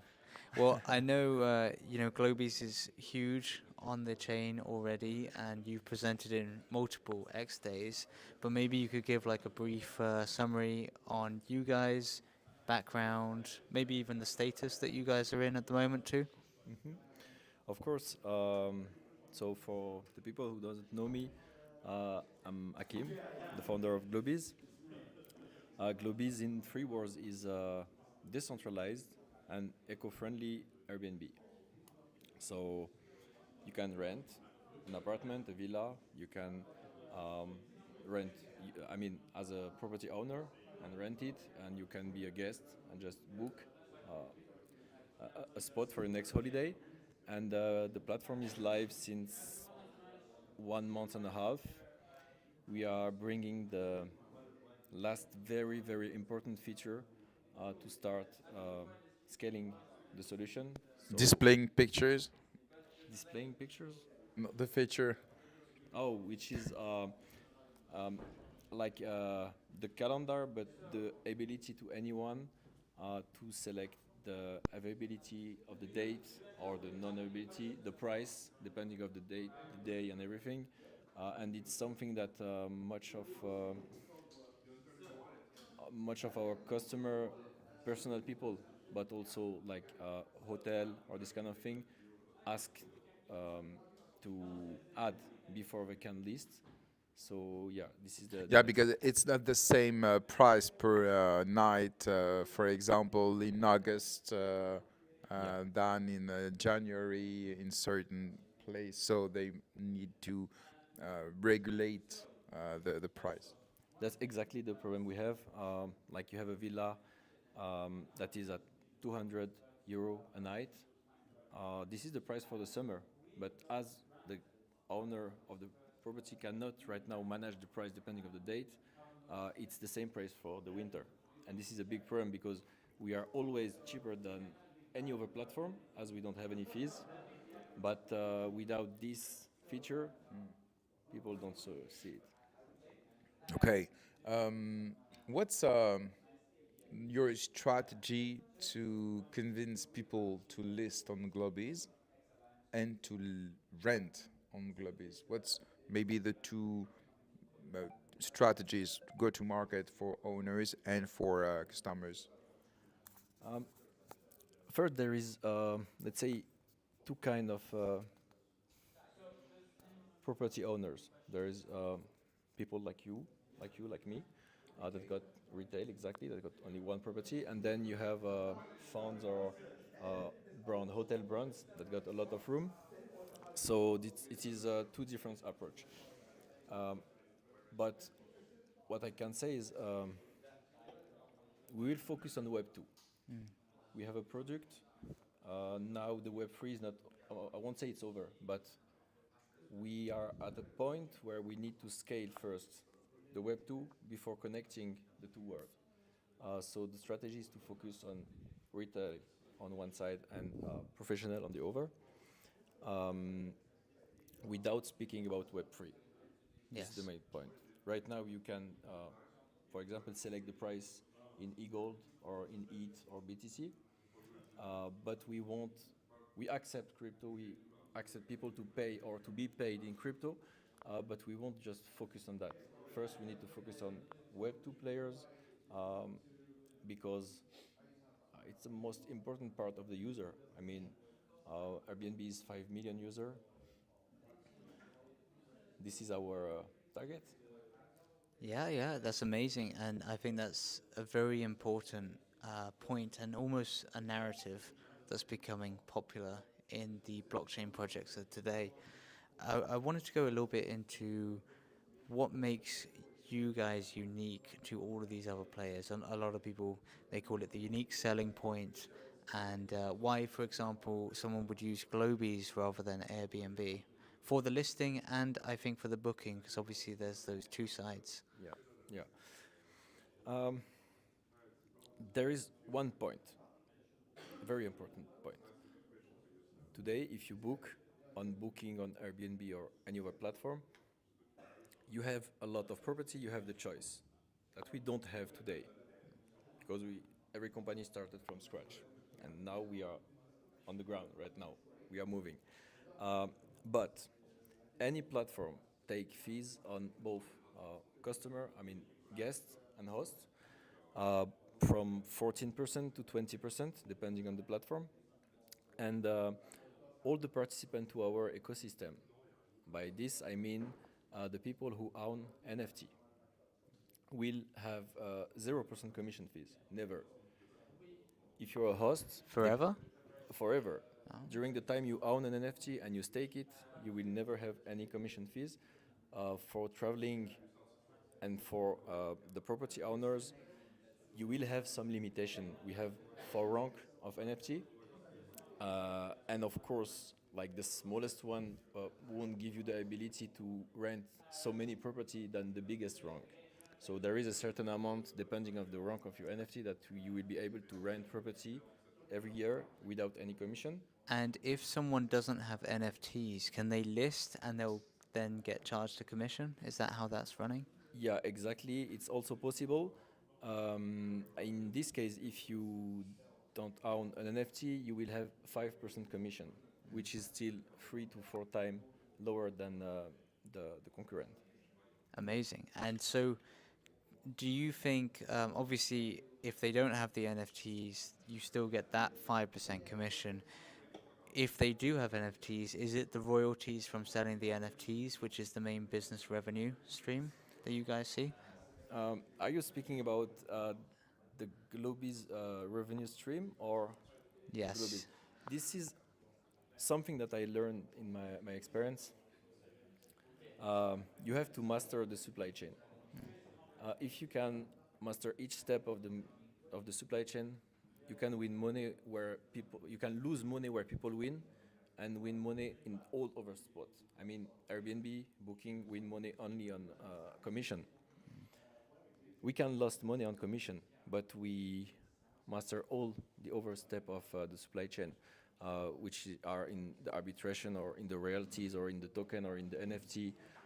There are like so many stream of revenue that we can accept to not win money like our concurrents. Yes, yeah. I'm just smiling a little because the more and more I'm talking about this with you, the more and more I realize that we're in a very similar position with our platform, and it's just different industries and so on. But I'd love to hear more on maybe some of the feedback you guys have been getting on the platform so far? Are you guys piloting a few things currently? I know you said that you have launched. Yeah. How is that going? So we decided to launch the V1 of the platform. It was important to respect the roadmap, to show to the community that we have made a lot of progress, of course, but again, it's the V1. Right now, it was open only, not open, anyone can come and list or book. But as we are not making marketing around it, before everything is like stable, we need to test. That's why it's not a beta, because it's functional, but it's the V1. But like I said before, from the moment we launch this feature of the calendar and the ability to manage everything, we will be able to focus on marketing and grow. Because you understand that, of course, we have a big problem. It's in the meantime you need property owner to bring guests, and you need guests to bring property owners. So it's The chicken and the egg problem. yeah. But as you know, you can speak about Airbnb, you can speak about Uber, you can speak about any big company and how they started, and it's always the same. You need to break the doors. So we will break the doors. So yeah, interesting, and I love the fact that you mentioned that, because one question I was going to ask you is, looking at the founding of Airbnb, you have Brian Chesky and the other founders. They really made their break when they started, because this is how the first proof of concept started. They went to an event, and all the hotels were booked and so on, and they had to stay in some apartment, and then they realized, other people in this position. We could rent this out to other people. They can stay on the floor with a sleeping bag or other things, and people were happy with it. Are you guys potentially considering following xCities around the world on some of these events? Of course, and more. I mean, I can say it. Yeah, I can say it. Globis is a decentralized platform, okay, but Web2 user won't see anything. But we have thousands of users over the world who use crypto and just travel around the world. Each month there is, I don't know how many events in Singapore, in Dubai, in Thailand, anywhere in the world. So of course, making a crypto tour, a crypto world tour makes sense, and we will never forget the Web3 community as we build the project around this community. So yeah, xCities or ETH, CC of Brussels or Shanghai or anywhere, or any event, token 2049 in Singapore, in Dubai, yeah, of course, we will follow this. We have a question in the comment, and I remind everyone that you can, of course, ask your questions in the comment, and we'll ask them live. Question from Don Pedro: how do you plan to bring those 5 million users on your platform to use it? I will steal them. No, seriously. I was just saying before, how Uber or Airbnb started. They just scrapped anything. There was nothing before Uber There was nothing before Uber in terms of VTC. in this market, but they scrapped a lot of information as They what's the name? stole the customers of taxis, you mean? Not firstly on taxi. You have like you can take like leads. Okay, you can take data, big data, take the information and push the things. What I'm trying to say here is, if you want to start from scratch against like the biggest company of the world, when they started, they were not the biggest. So you have to. Yeah, but you cannot Airbnb, take the when same they routes. started, they created a market. Yeah. So you are not created a market. You're trying to win part de marché, market share, market share of an existing market. Yeah. Before Airbnb, people were also renting the Yes. property on other platforms. Yes. So that's what they scrapped at that time. I mean, you cannot, let's make it simple. You cannot respect the rules, all the rules, I mean, if you want to start from nothing. So what I can say is, Globis will make it. The way I will make it, I cannot say everything, but I will make it, definitely. Okay, And, he will threaten guys and take their families in hostage. So use Globies or Quick. This is the new baseline of Globies. Just to be mentioned, I'm part of a Globies team, but I was not aware of this strategy. It's part of my advisory board, and yeah, they accept it. That's not my idea. No, really. Let's be serious. There are What's the maybe?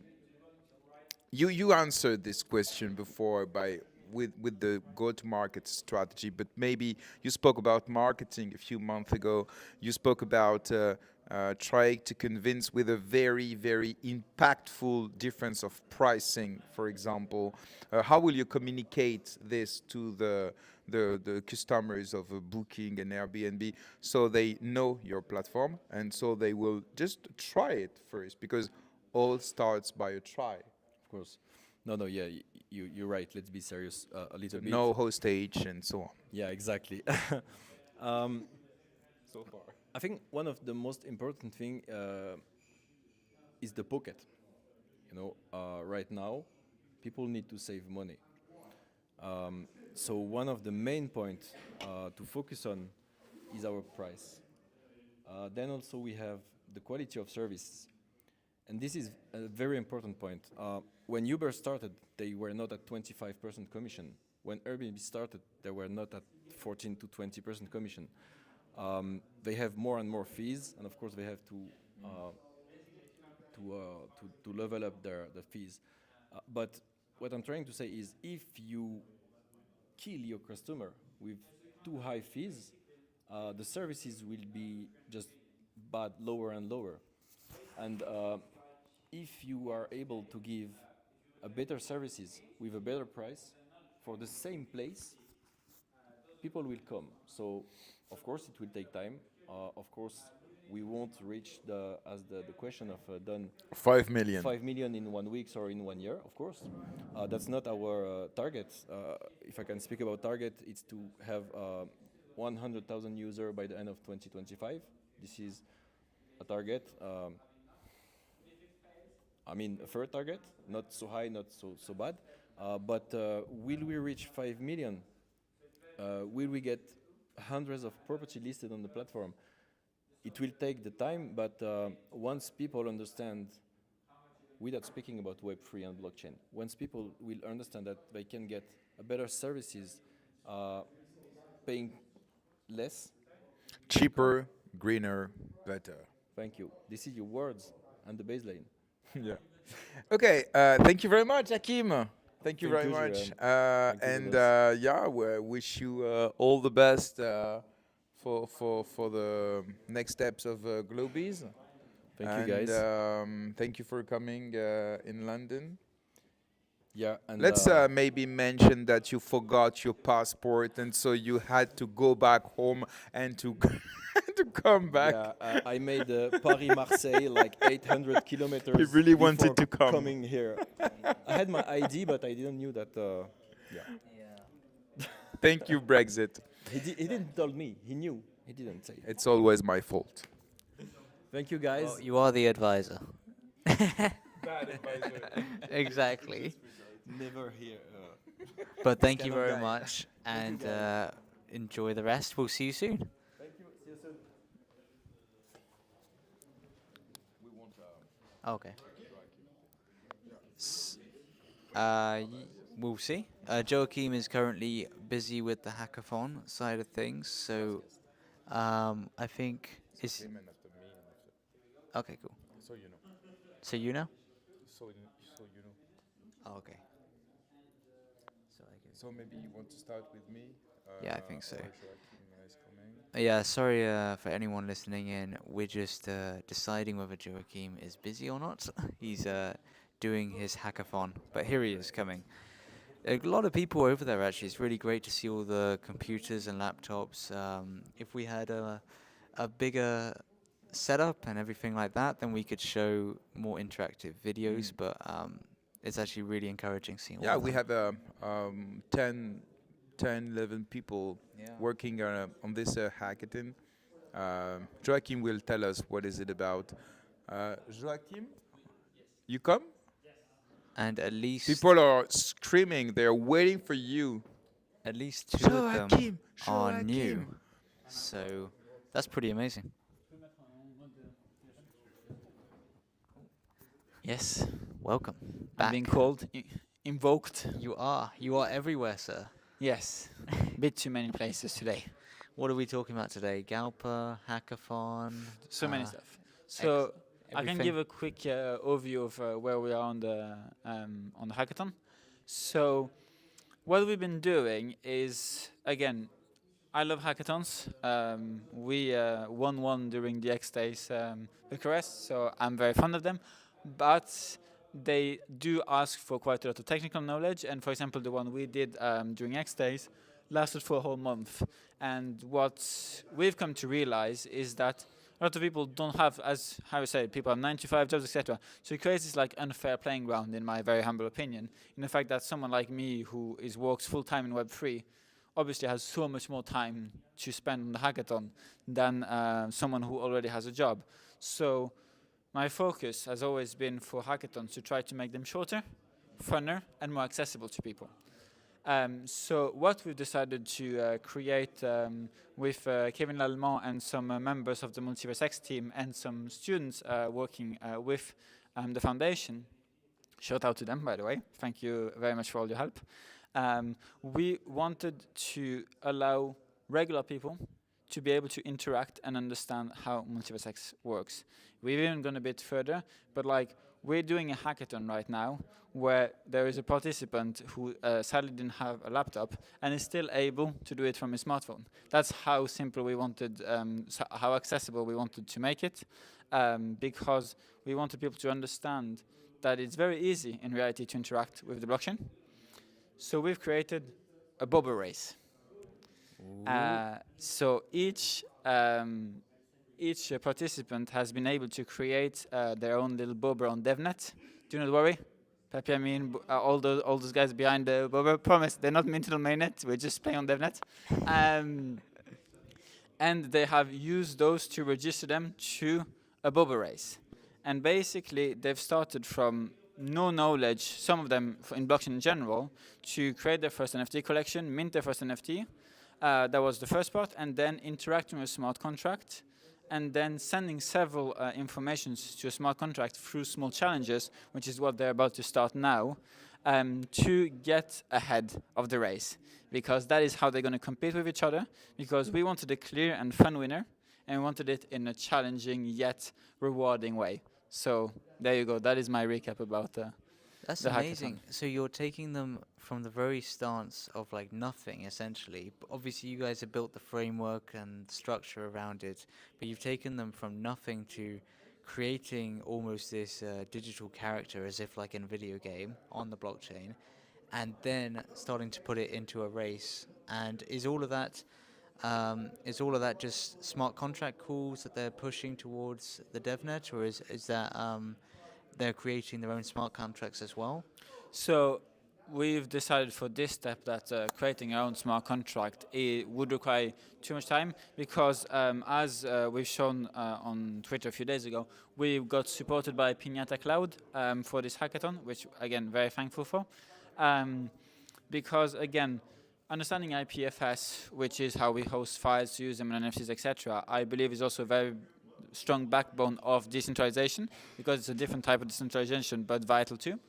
So we've kind of like taken all those small pieces that even I would say NFT creators that have been in the space for years aren't fully aware of how it works, and get to them. So no deployment of smart contracts today, not this time, but more interacting with them, understanding them.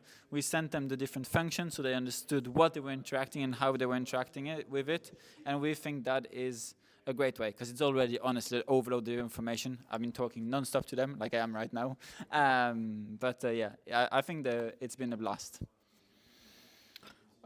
Thank you very much, Joaquim. There's something I am angry about because of you. Which one? You stole our audience Well, with your hackathon. We used to have people with us, and they're all living for your hackathon. No, just kidding. It's really great. Will you be able to display things from the hackathon, or maybe are you currently? But I'm not on Twitter at the moment. no, so To share some things. that is a very good question. We want to you have some sometimes, not very often, but sometimes you have good questions. Kevin Lallemand from Dinovox and Middle Staking created a quick interactive UI that is going to show the progress of the race. It is a work in progress, we're going to be honest, because obviously we've organized this event at the same time as the hackathon, etc. So we haven't slept much and been doing a lot of stuff. But yes, we will hopefully be able to stream it. Great. Yes. Telephone. Yeah. Well, sorry for stealing the audience. And back to your question. Yes, there is a visual overview that you'll be able to follow, and we're hoping to reuse this format with more advanced stats for more advanced users with different price pools, etc. I can see. Oh, wow. you will show us something? Yes, I'm being told I need you didn't to show know. something. Now I understand why you rugged us during the interview. Yeah. Now, let's go. Okay, so we've had a bit of fun, and as you know, Bober is a silver sponsor of this event, so we're very grateful for that. We even had the Bober mascot walking around all day, and we wanted to. Bober is a girl. Is she? And we wanted to find it an interactive way for people to, again, discover NFTs, and that's what they used for the hackathon for creating the Bober for the race. And we've called it the Bober booth. It's been made by the artist Kuget. Jeremy, you can press once again. You terrible name. So here we have it. The Bober booth is live. I'll let GRM have some fun around creating. I'm discovering it. So let's choose the background, correct? So pink, for example, and body, for example, blue. Face. Oh, great. These assets are pretty cool. What do you want? Which glasses do you want? This one? Right one, yeah. There you go. Okay. And bubblegum? Yep. Okay. And clothes? Which one do you prefer? Gaupa? Yes. And you choose the hat. The Robin Hood. Okay. It's great. Perfect. It's a communism. Communist Robin Hood Gaupa Labs Bober. I like It's Joaquim. It's me. I just need those sunglasses. And there is normally, for some reason we can't scroll, but there is another very cool part of this, which we've done with the Bober team, is that once you've picked your different layers, you get the option to mint it. But there is a little catch, and I need to check why you can't scroll. Maybe it is because we're streaming it. You need a code. So follow in the comments of the stream and on xCities account in the following hours, because we will be leaking some codes that will allow you to create a custom. I want Bober. one. So I'll be able to customize my Bober Yes. and to mint it. Yes. That's great. I agree. I think it's quite a cool idea. No, it's a very cool idea. We remember, for example, Coco, who did something like this, like a dressing, and you can change the clothes of the Exactly. of the NFT, but it was just off-chain cosmetic, but you cannot mint it. So yeah, the idea is pretty cool. Thank you. So yeah, but also we find it a fun way for both the community and new members to to have their first NFT or one of their first NFTs, because we've been giving away quite a few as NFT this weekend. To it. No.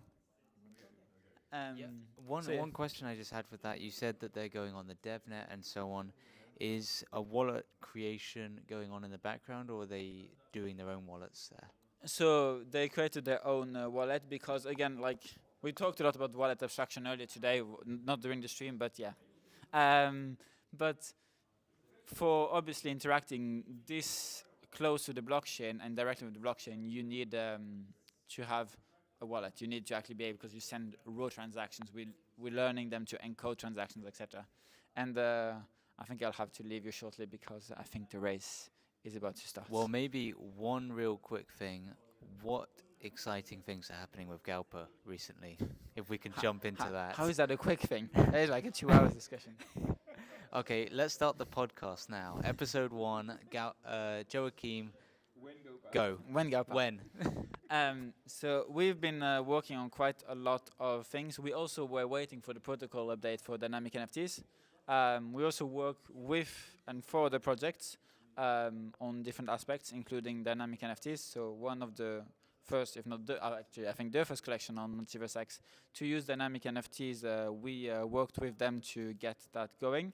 But when it comes to Gaupa itself, we are very close to launching the Gaupa app. And we are working on creating new extensions for businesses to be able to use. So for one of them being, for example, Shopify. So having blockchain integration on MultiversX directly through Shopify. So can you promise us Gaupa Lab will be live before 2030? Oh yeah. Oof. That is a short time frame. No? That is quite a short time frame. No? Okay. No. We'll be there. You'll be there. No. Things are speeding up. The reality is that we decided to take on a monster of a task by doing supply chain. I don't think we fully realized when we started. Do you regret?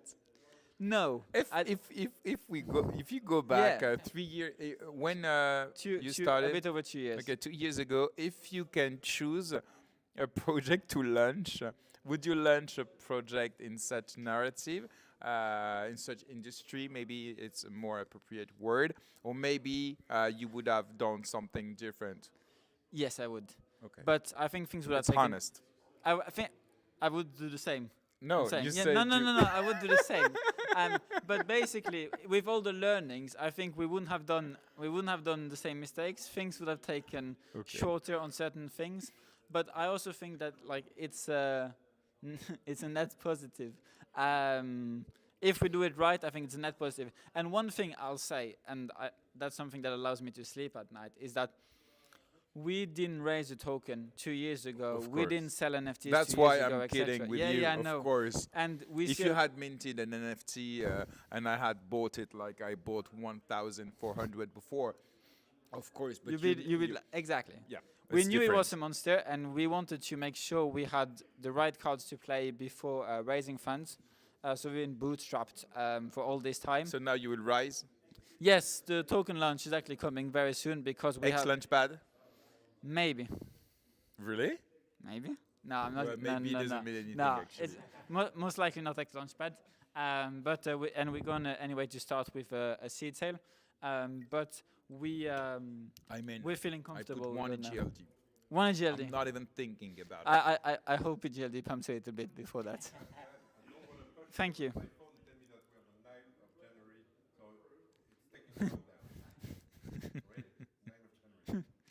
Okay. Thank you very much, Joaquim, again for coming and for co-organizing this event. It was it's been great. Impressive. Yeah. Boba Booster is fun. Thank you very much. Anyway, take care of yourself. Boba on top, as they say. Have a great afternoon. Thank you very much. And what a hackathon! That's, I mean, that was huge effort by them. A lot of sleepless nights, and can't shout out them enough because that's going to be really cool. Definitely.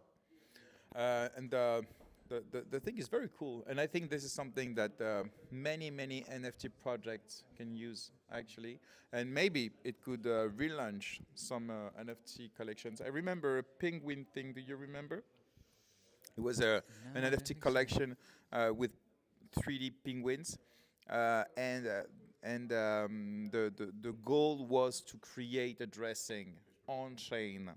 Actually, they gave up or rugged, or to be honest, I don't remember how it ends, but it was the project, and I think can be very cool to customize your PFP and your digital identity. Yeah, very much. And obviously, with what Kevin was showing earlier with that meme coin aspect as well, I think there's a lot more interactions and fun ways for people to just, I think, show their friends and so on, like blockchain technology. So these things are all very much wanted and needed. So I think we will be wrapping up relatively soon. Yeah. We have shown quite a bit. There's a lot of panels and so on we haven't discussed, but I think a lot of those details may be coming out, maybe a few clips every now and then in the future. This has been, I think, an amazing Genesis event. For me personally, for the organizing, co-organizing, but also from the community aspect. We've had so much positive praise from so many people here. They are amazed at the professional level, I think, of it. And I think we'll do a survey where we'll find out like a little bit on how to improve going forward, maybe even a question on where they want the next xCities as well. I know quite a few people are interested in that aspect. And hopefully other people want to take it on, move it on further across the world. Let's make MultiversX great again. Exactly. Thanks to this different kind of events. You had a few questions for me. Yes, of before we course. close this show. That is. So I'm all open to answer. That is finally my chance to turn the flamethrower onto you. Go. So, GRM, you are and very much a personality on the MultiversX chain. You have GM Web3. You also have your advisory for a number of projects, consulting. Maybe you want to start out by just explaining a little bit on your background. I think so many people hear you hosting, asking questions, maybe not so many towards you anymore, and I think a lot of people probably don't actually know your entrance into the space and into MultiversX as well. Oh, yeah, And maybe if you want to go into your background before yeah, that very too. quickly. I've been working in the Web3 industry since 2017. I co-founded one of the first French crypto regulated company. We allowed people to buy Bitcoin at retailers like Bureau de Tabac or different other shops. It was a great experience on which I learned a lot about business, marketing, and regulation. After I co-founded a Web3 gaming platform,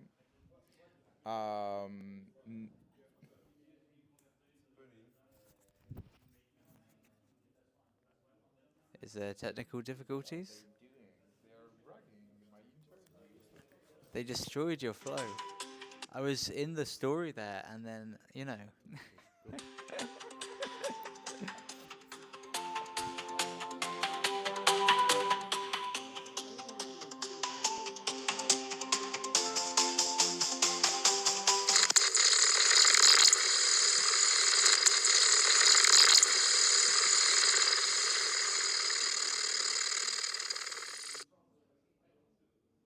Good morning, motherfucker. We are Legion. We are Quaconymous. Blockchain is free. We meme. And we do not forget our early supporters. And there's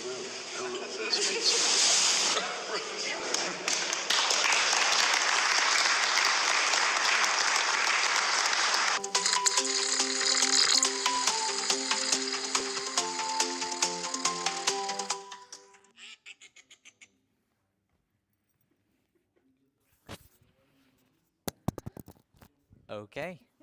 So something happened. What happened there? I think we were rugged by Quack. So Quack is real? Quack is real. Quack is in the UK and they act the podcast. Um, so let's maybe continue for a second about me. I'm not into talking about me, but yeah, I Well, found I'm it. already fascinated. I didn't know those things about you. Yeah, because I'm not talking about me a lot.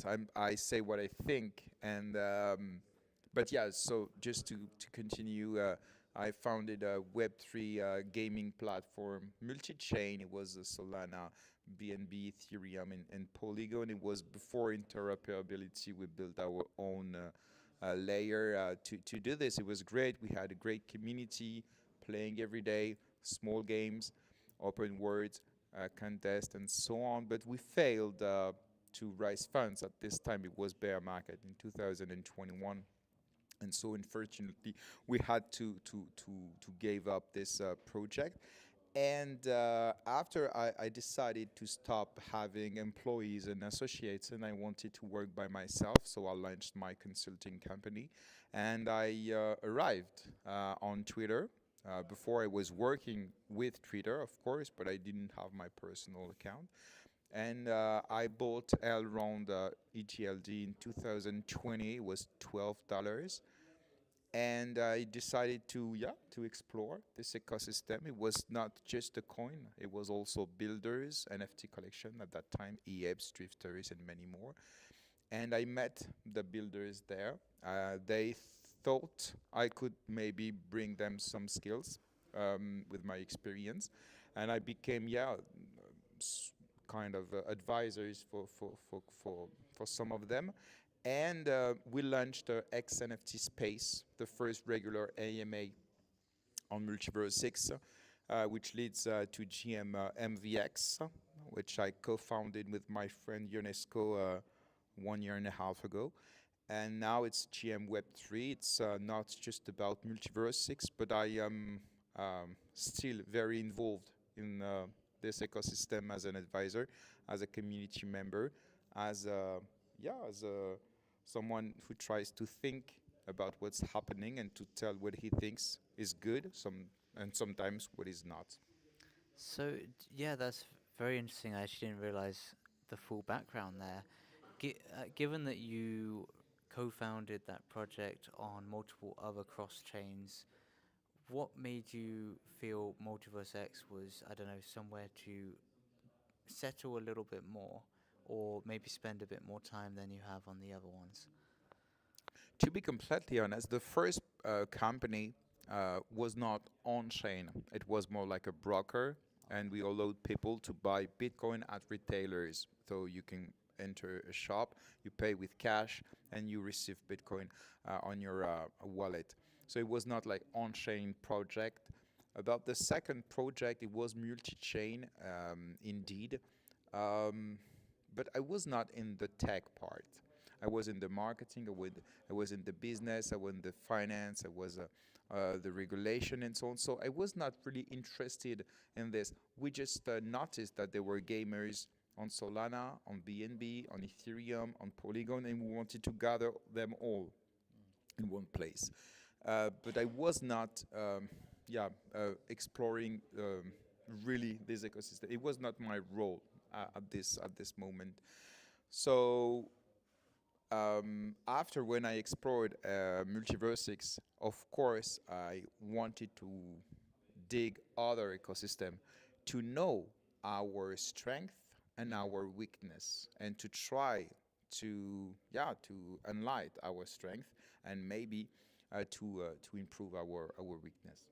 And maybe before we jump into more the GM Web3 and all those aspects, your time both founding projects and advising projects, what do you, and almost, I think we've kind of alluded to it slightly in the panels throughout the 2 days, but what do you believe are the most common mistakes you see from projects in Web3, which you maybe don't necessarily see in other industries? Yeah. The biggest mistake is to take ourselves for a central bank because we can create money.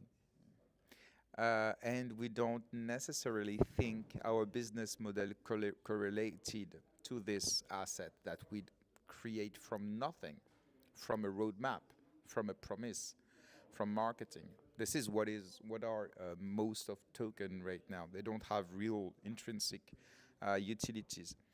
So that's the biggest mistake, and that's why majority of tokens are dumping as fuck during the bear market, and they are gaining value during the bull run. Things did not change about the company. This is just a matter of speculation. So this is the biggest mistake, but it's not new. I'm saying these things for since 2017, and unfortunately, people keep making this mistake. But we can see more and more people who's trying to make tokenomics a real business model. So it's pretty bullish, but we need to make the sort between all these projects. Yeah, yeah, I completely agree. And just a very quick follow-up, because I do want to jump into more of the spaces and the future of GRM. But when you're talking about obviously linking tokenomics to business models, the future of a company, I completely agree with it, and I think it is essential. But do you believe one of the reasons why it hasn't happened too well so far has been regulation? Or do you think it's just the fact that people are doing these schemes where they raise a lot of money with, terrible tokenomics, and they just feel like they'll raise more money in the future? First, it's a matter of skills. Most of Web3 builders are students or people that have never built a company before, and so they are making mistakes of beginners. That's the first part. The second part is just greediness. They want to raise a lot of money, and they think that money will be enough to build a company. But no, of course, money, especially if you don't swap it in stable coins, but money is just something that will melt with the time. So that's the two reasons. And you have, of course, the scammers, the rags, but I'm not talking about them. They don't have. I don't have time to speak about them here. But the two first reasons of these mistakes, in my opinion. Very interesting, yes. And if we go into a little bit of XNFT space, GM Web3, what was the real motivator behind starting these spaces, these podcasts? Tokenomics I models? No, many people told me about launching a token GRM, but no, never. No. My motivation is the same on XNFT space and on GM Web3, trying to create quality content with independent. So when we hosted the AMA with XNFT space, the guest never had the questions before, even when sometimes some of them tipped us. They sent us some like NFT or a few GLD, but it was not in exchange of the question before, or maybe to be kind with the project, never. Even today, when I host an AMA, sometimes on my page, I will host one with AI Nexus very soon. It's sponsored. They pay. It's completely, transparent. I have no problem with this. But the founder who will call me, hi, don't have the questions. And I will not be kind. I will not be nice. I will not say the project is great. I will ask questions, the true questions I am asking, and the questions of the community. So independence is very important, and it has always been there for me. And when I say try to create quality content, which means work every topic I'm talking about, inviting people, the good people, to speak topics. I'm not expert on it, and to gather a team to speak about serious thing, but with fun. That is, yeah, I think that's very interesting. It's something that I've noticed with the way that you guys run your spaces, something I like actually a lot. How, oh, I'm trying to frame this question. How would you say you prioritize what you want to get out of these in the sense that do you really want to test these founders to see if they really can hold up to scrutiny? Do you want to almost try and see how well they've got the vision in their mind? And what is the thought process when you're making? It's interesting. Well, there are three things.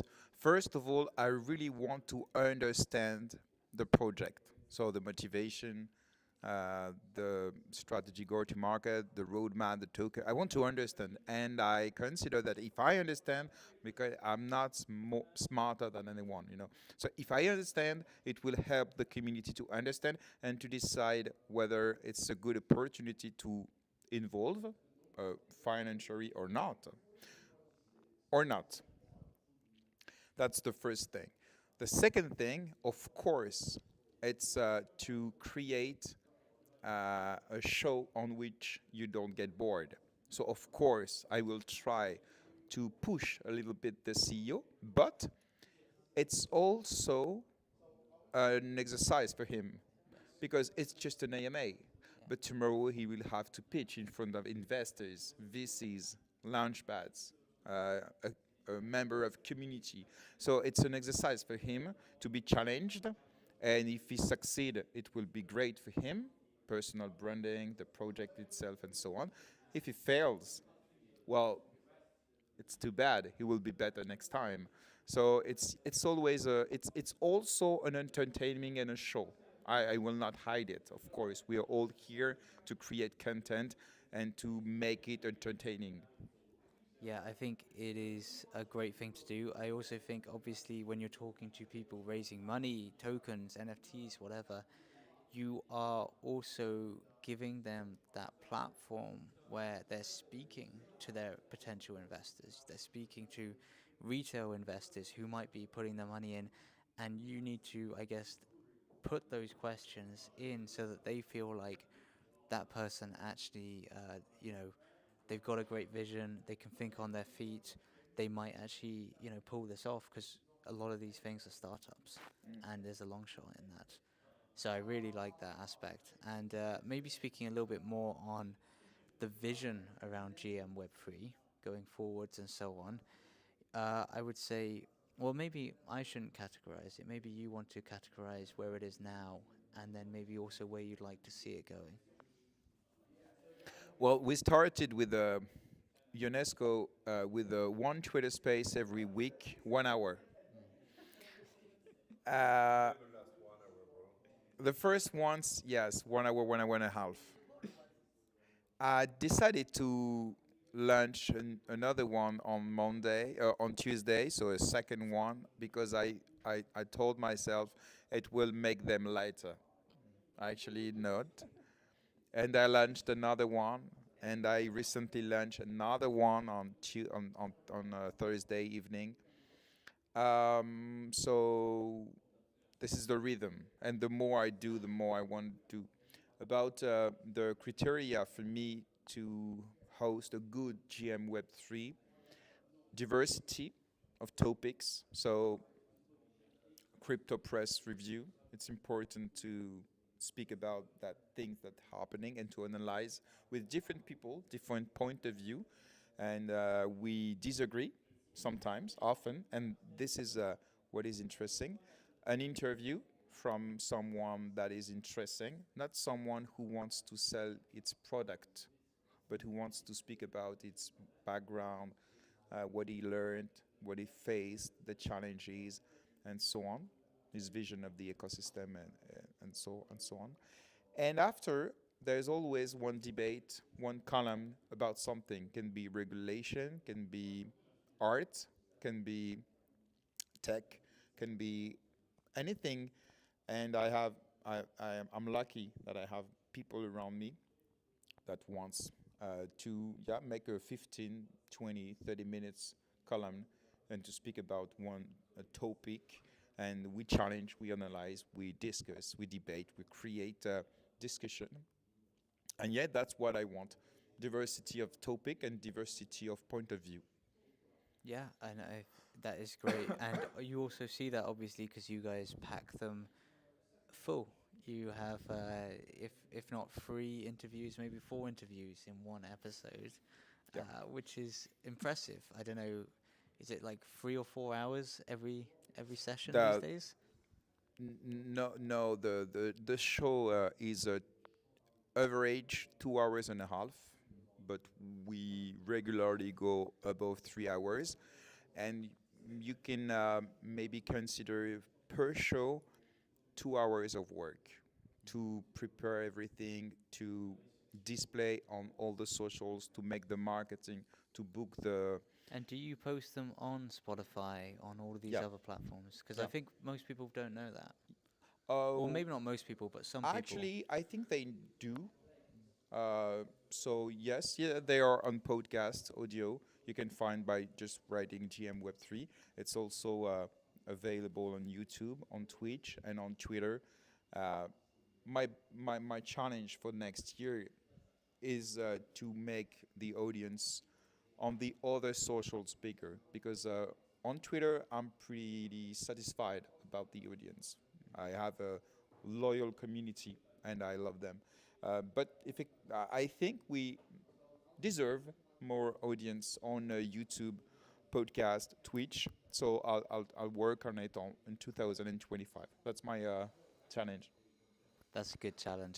What way do you think will be one of the winning strategies for that? I'll work on it by the end of the month. Nice. For now, I'm in London and I have so many other things to work on it. So to be honest, I don't have the secret or a strategy at the moment. But I will find something. I'll find something. I'm sure. And the experimentation, I think, is some of the best things. One thing I love is that xSpaces, we're much smaller, really, in a lot of those ways. But we are not alone in covering a lot of these things. I love almost a little bit of friendly competition sometimes as well. And it's great to see that you guys also have the French episodes too, for the French community. We had Adam doing Romanian episodes sometimes, less and less now, but he's a busy guy too. And I think it's an important There's no thing for competition everyone. between Twitter Spaces or different medias, at least in More my motivation. opinion. Yeah, no, I but really, I think we need even more. Yeah. I think so too. I really, you can have a competition between content creators, but between the medias, I don't think so. Yeah. To be honest, when I jump on xSpaces. I love the atmosphere, the chill, the thing, but it's right that when you spend maybe 10 hours a week live, sometimes when you're not live, you don't want to be live on other space, but I do the effort to do so because I can learn things from other Twitter spaces, and it's always a great pleasure to find the community and to speak about different topics. So yeah, in my opinion, no competition at all. On the contrary, we need even more on MultiversX. I completely agree. And the space is ripe for taking for many different people, for sure. Yeah, so maybe one last thing on where you want to see the vision, like, of GM Web3. You mentioned obviously you want to expand it, you want to get the numbers up on YouTube and all of these kind of things. Do you see a greater vision rather than just the episodes that you guys are doing now, the interviews and everything like this? No, honestly, I like the content that we do. We are independent.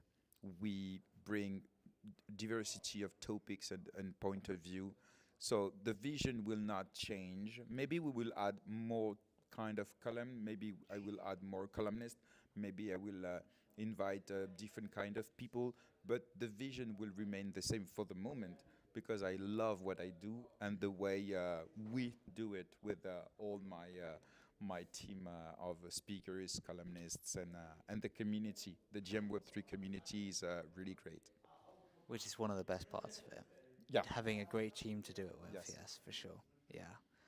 Well, I think that's amazing, and honestly, I am actually a big fan of what you guys do, and if I was more available in mornings, I would jump into more of them, but a little bit more busy these days. Understandable. And thank you very much for the questions. Appreciate it. I think that is the end of the schedule now. Yes. So we'll start wrapping it up. Maybe you want to jump in with a little conclusion? With a few Oh, of these we things? will thank, of course, all the viewers, all the speakers, all the people that came for the interviews and so on, and Ionesco, of course. No, I just Oh. want to thank you guys. You stay from the beginning to the end. It's just like a marathon of speaking. So thank you for that. Thank you for have entertained everyone this afternoon. And I hope to see you again for the next xCities, maybe. I don't know where it is, but I'm pretty sure I'll be there.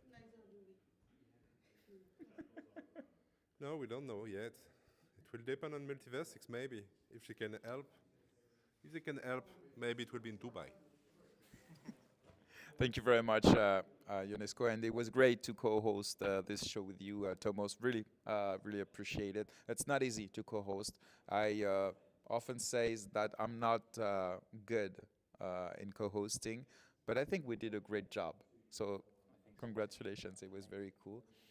I let you thank the sponsors of the event that you co-organized. Do you have the list, just to be sure not to? So thank you, forget anyone. Coca-Cola. Thank you, Red Bull. Thank you. Not this McDonald. one. Okay, sorry. No, look. No, we're still waiting for that check. It's not come through yet. You don't have the check from Coca-Cola. Oh, sorry. So Pepsi, sorry. That's exactly, yeah. We had a friendly competition between them. So, yes, we do want to thank all of the sponsors, of course. X-Alliance kicked it off with the initial funding and with some support behind the scenes as well. Sadly, some of the MVX merch that was planned did not arrive on time because of shipping issues and customs. But we're hoping there'll be much more support and future things there as well. The team obviously have helped in many different ways with the hackathon, with the students helping, Joaquim, as he mentioned earlier. And we have the gold sponsor, ZoXno, for Zontix, their platform that's been used, actually, very good. And I think some good feedback, so hopefully that'll be improved as well. We had silver sponsors as Boba, Hakim, the consortium. I forgot the Inco. We have middle staking. Middle staking. Chexchange, yes. And a few of them. eCompass. Crypto Shrooms, Dinovox, Globies, Divergent Club, Gaupa Labs, Pits, xCards, of course. Project X, GM Web3, Philanthrify, and X Spaces, both hands up. And Riddle Brothers, Quack, and then Shoreditch Exchange, which is the building that we're in. So thank you to all the sponsors. This has been an amazing Genesis event. And please stay tuned for more on socials. More will be coming out, hopefully a few clips there too.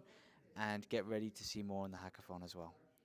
Thank you everyone for coming. And thank you. I think Sevi wants to go say ahead. a Sevi, final come word. in. I can't refuse. Come in, Sevi. Thank you.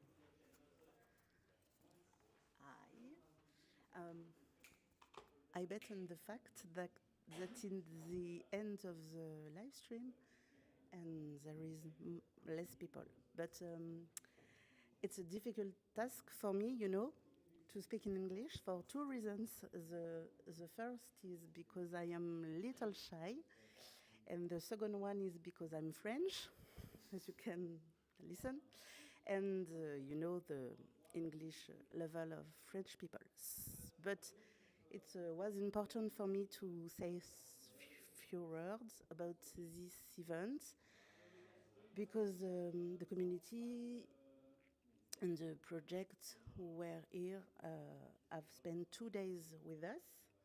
But in fact, xCities and this Genesis event is X London. It's so many much things. I remember when Joaquim asked me to join the team, it was around the end of August.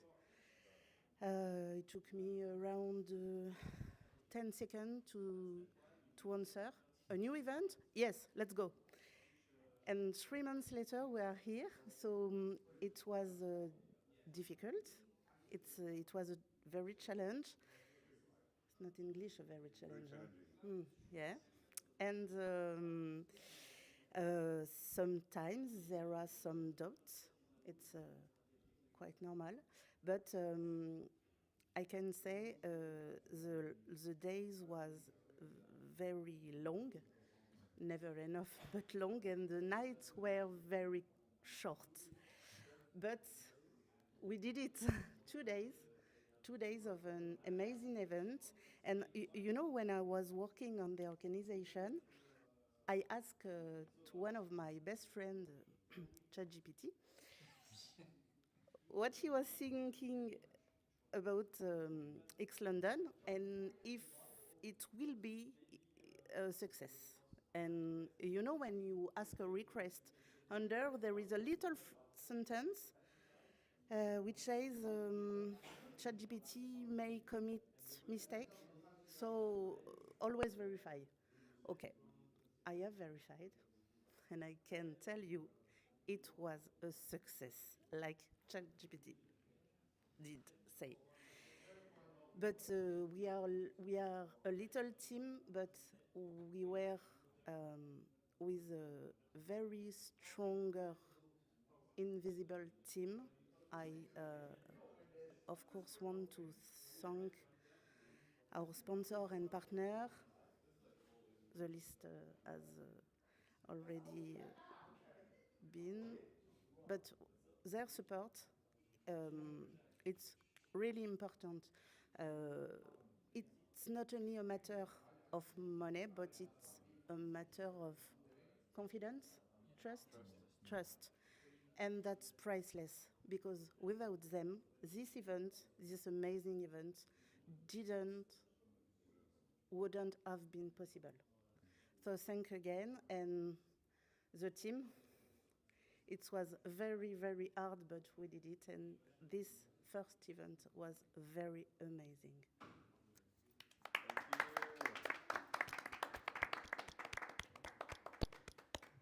Thank you very much. Sevi, you are courageous. You didn't want to come at the beginning, and you did it. It's a great testimony. Thank you very much. And thank you to all the team for doing such event. It's a big challenge, but succeeding in doing this make MultiversX great again.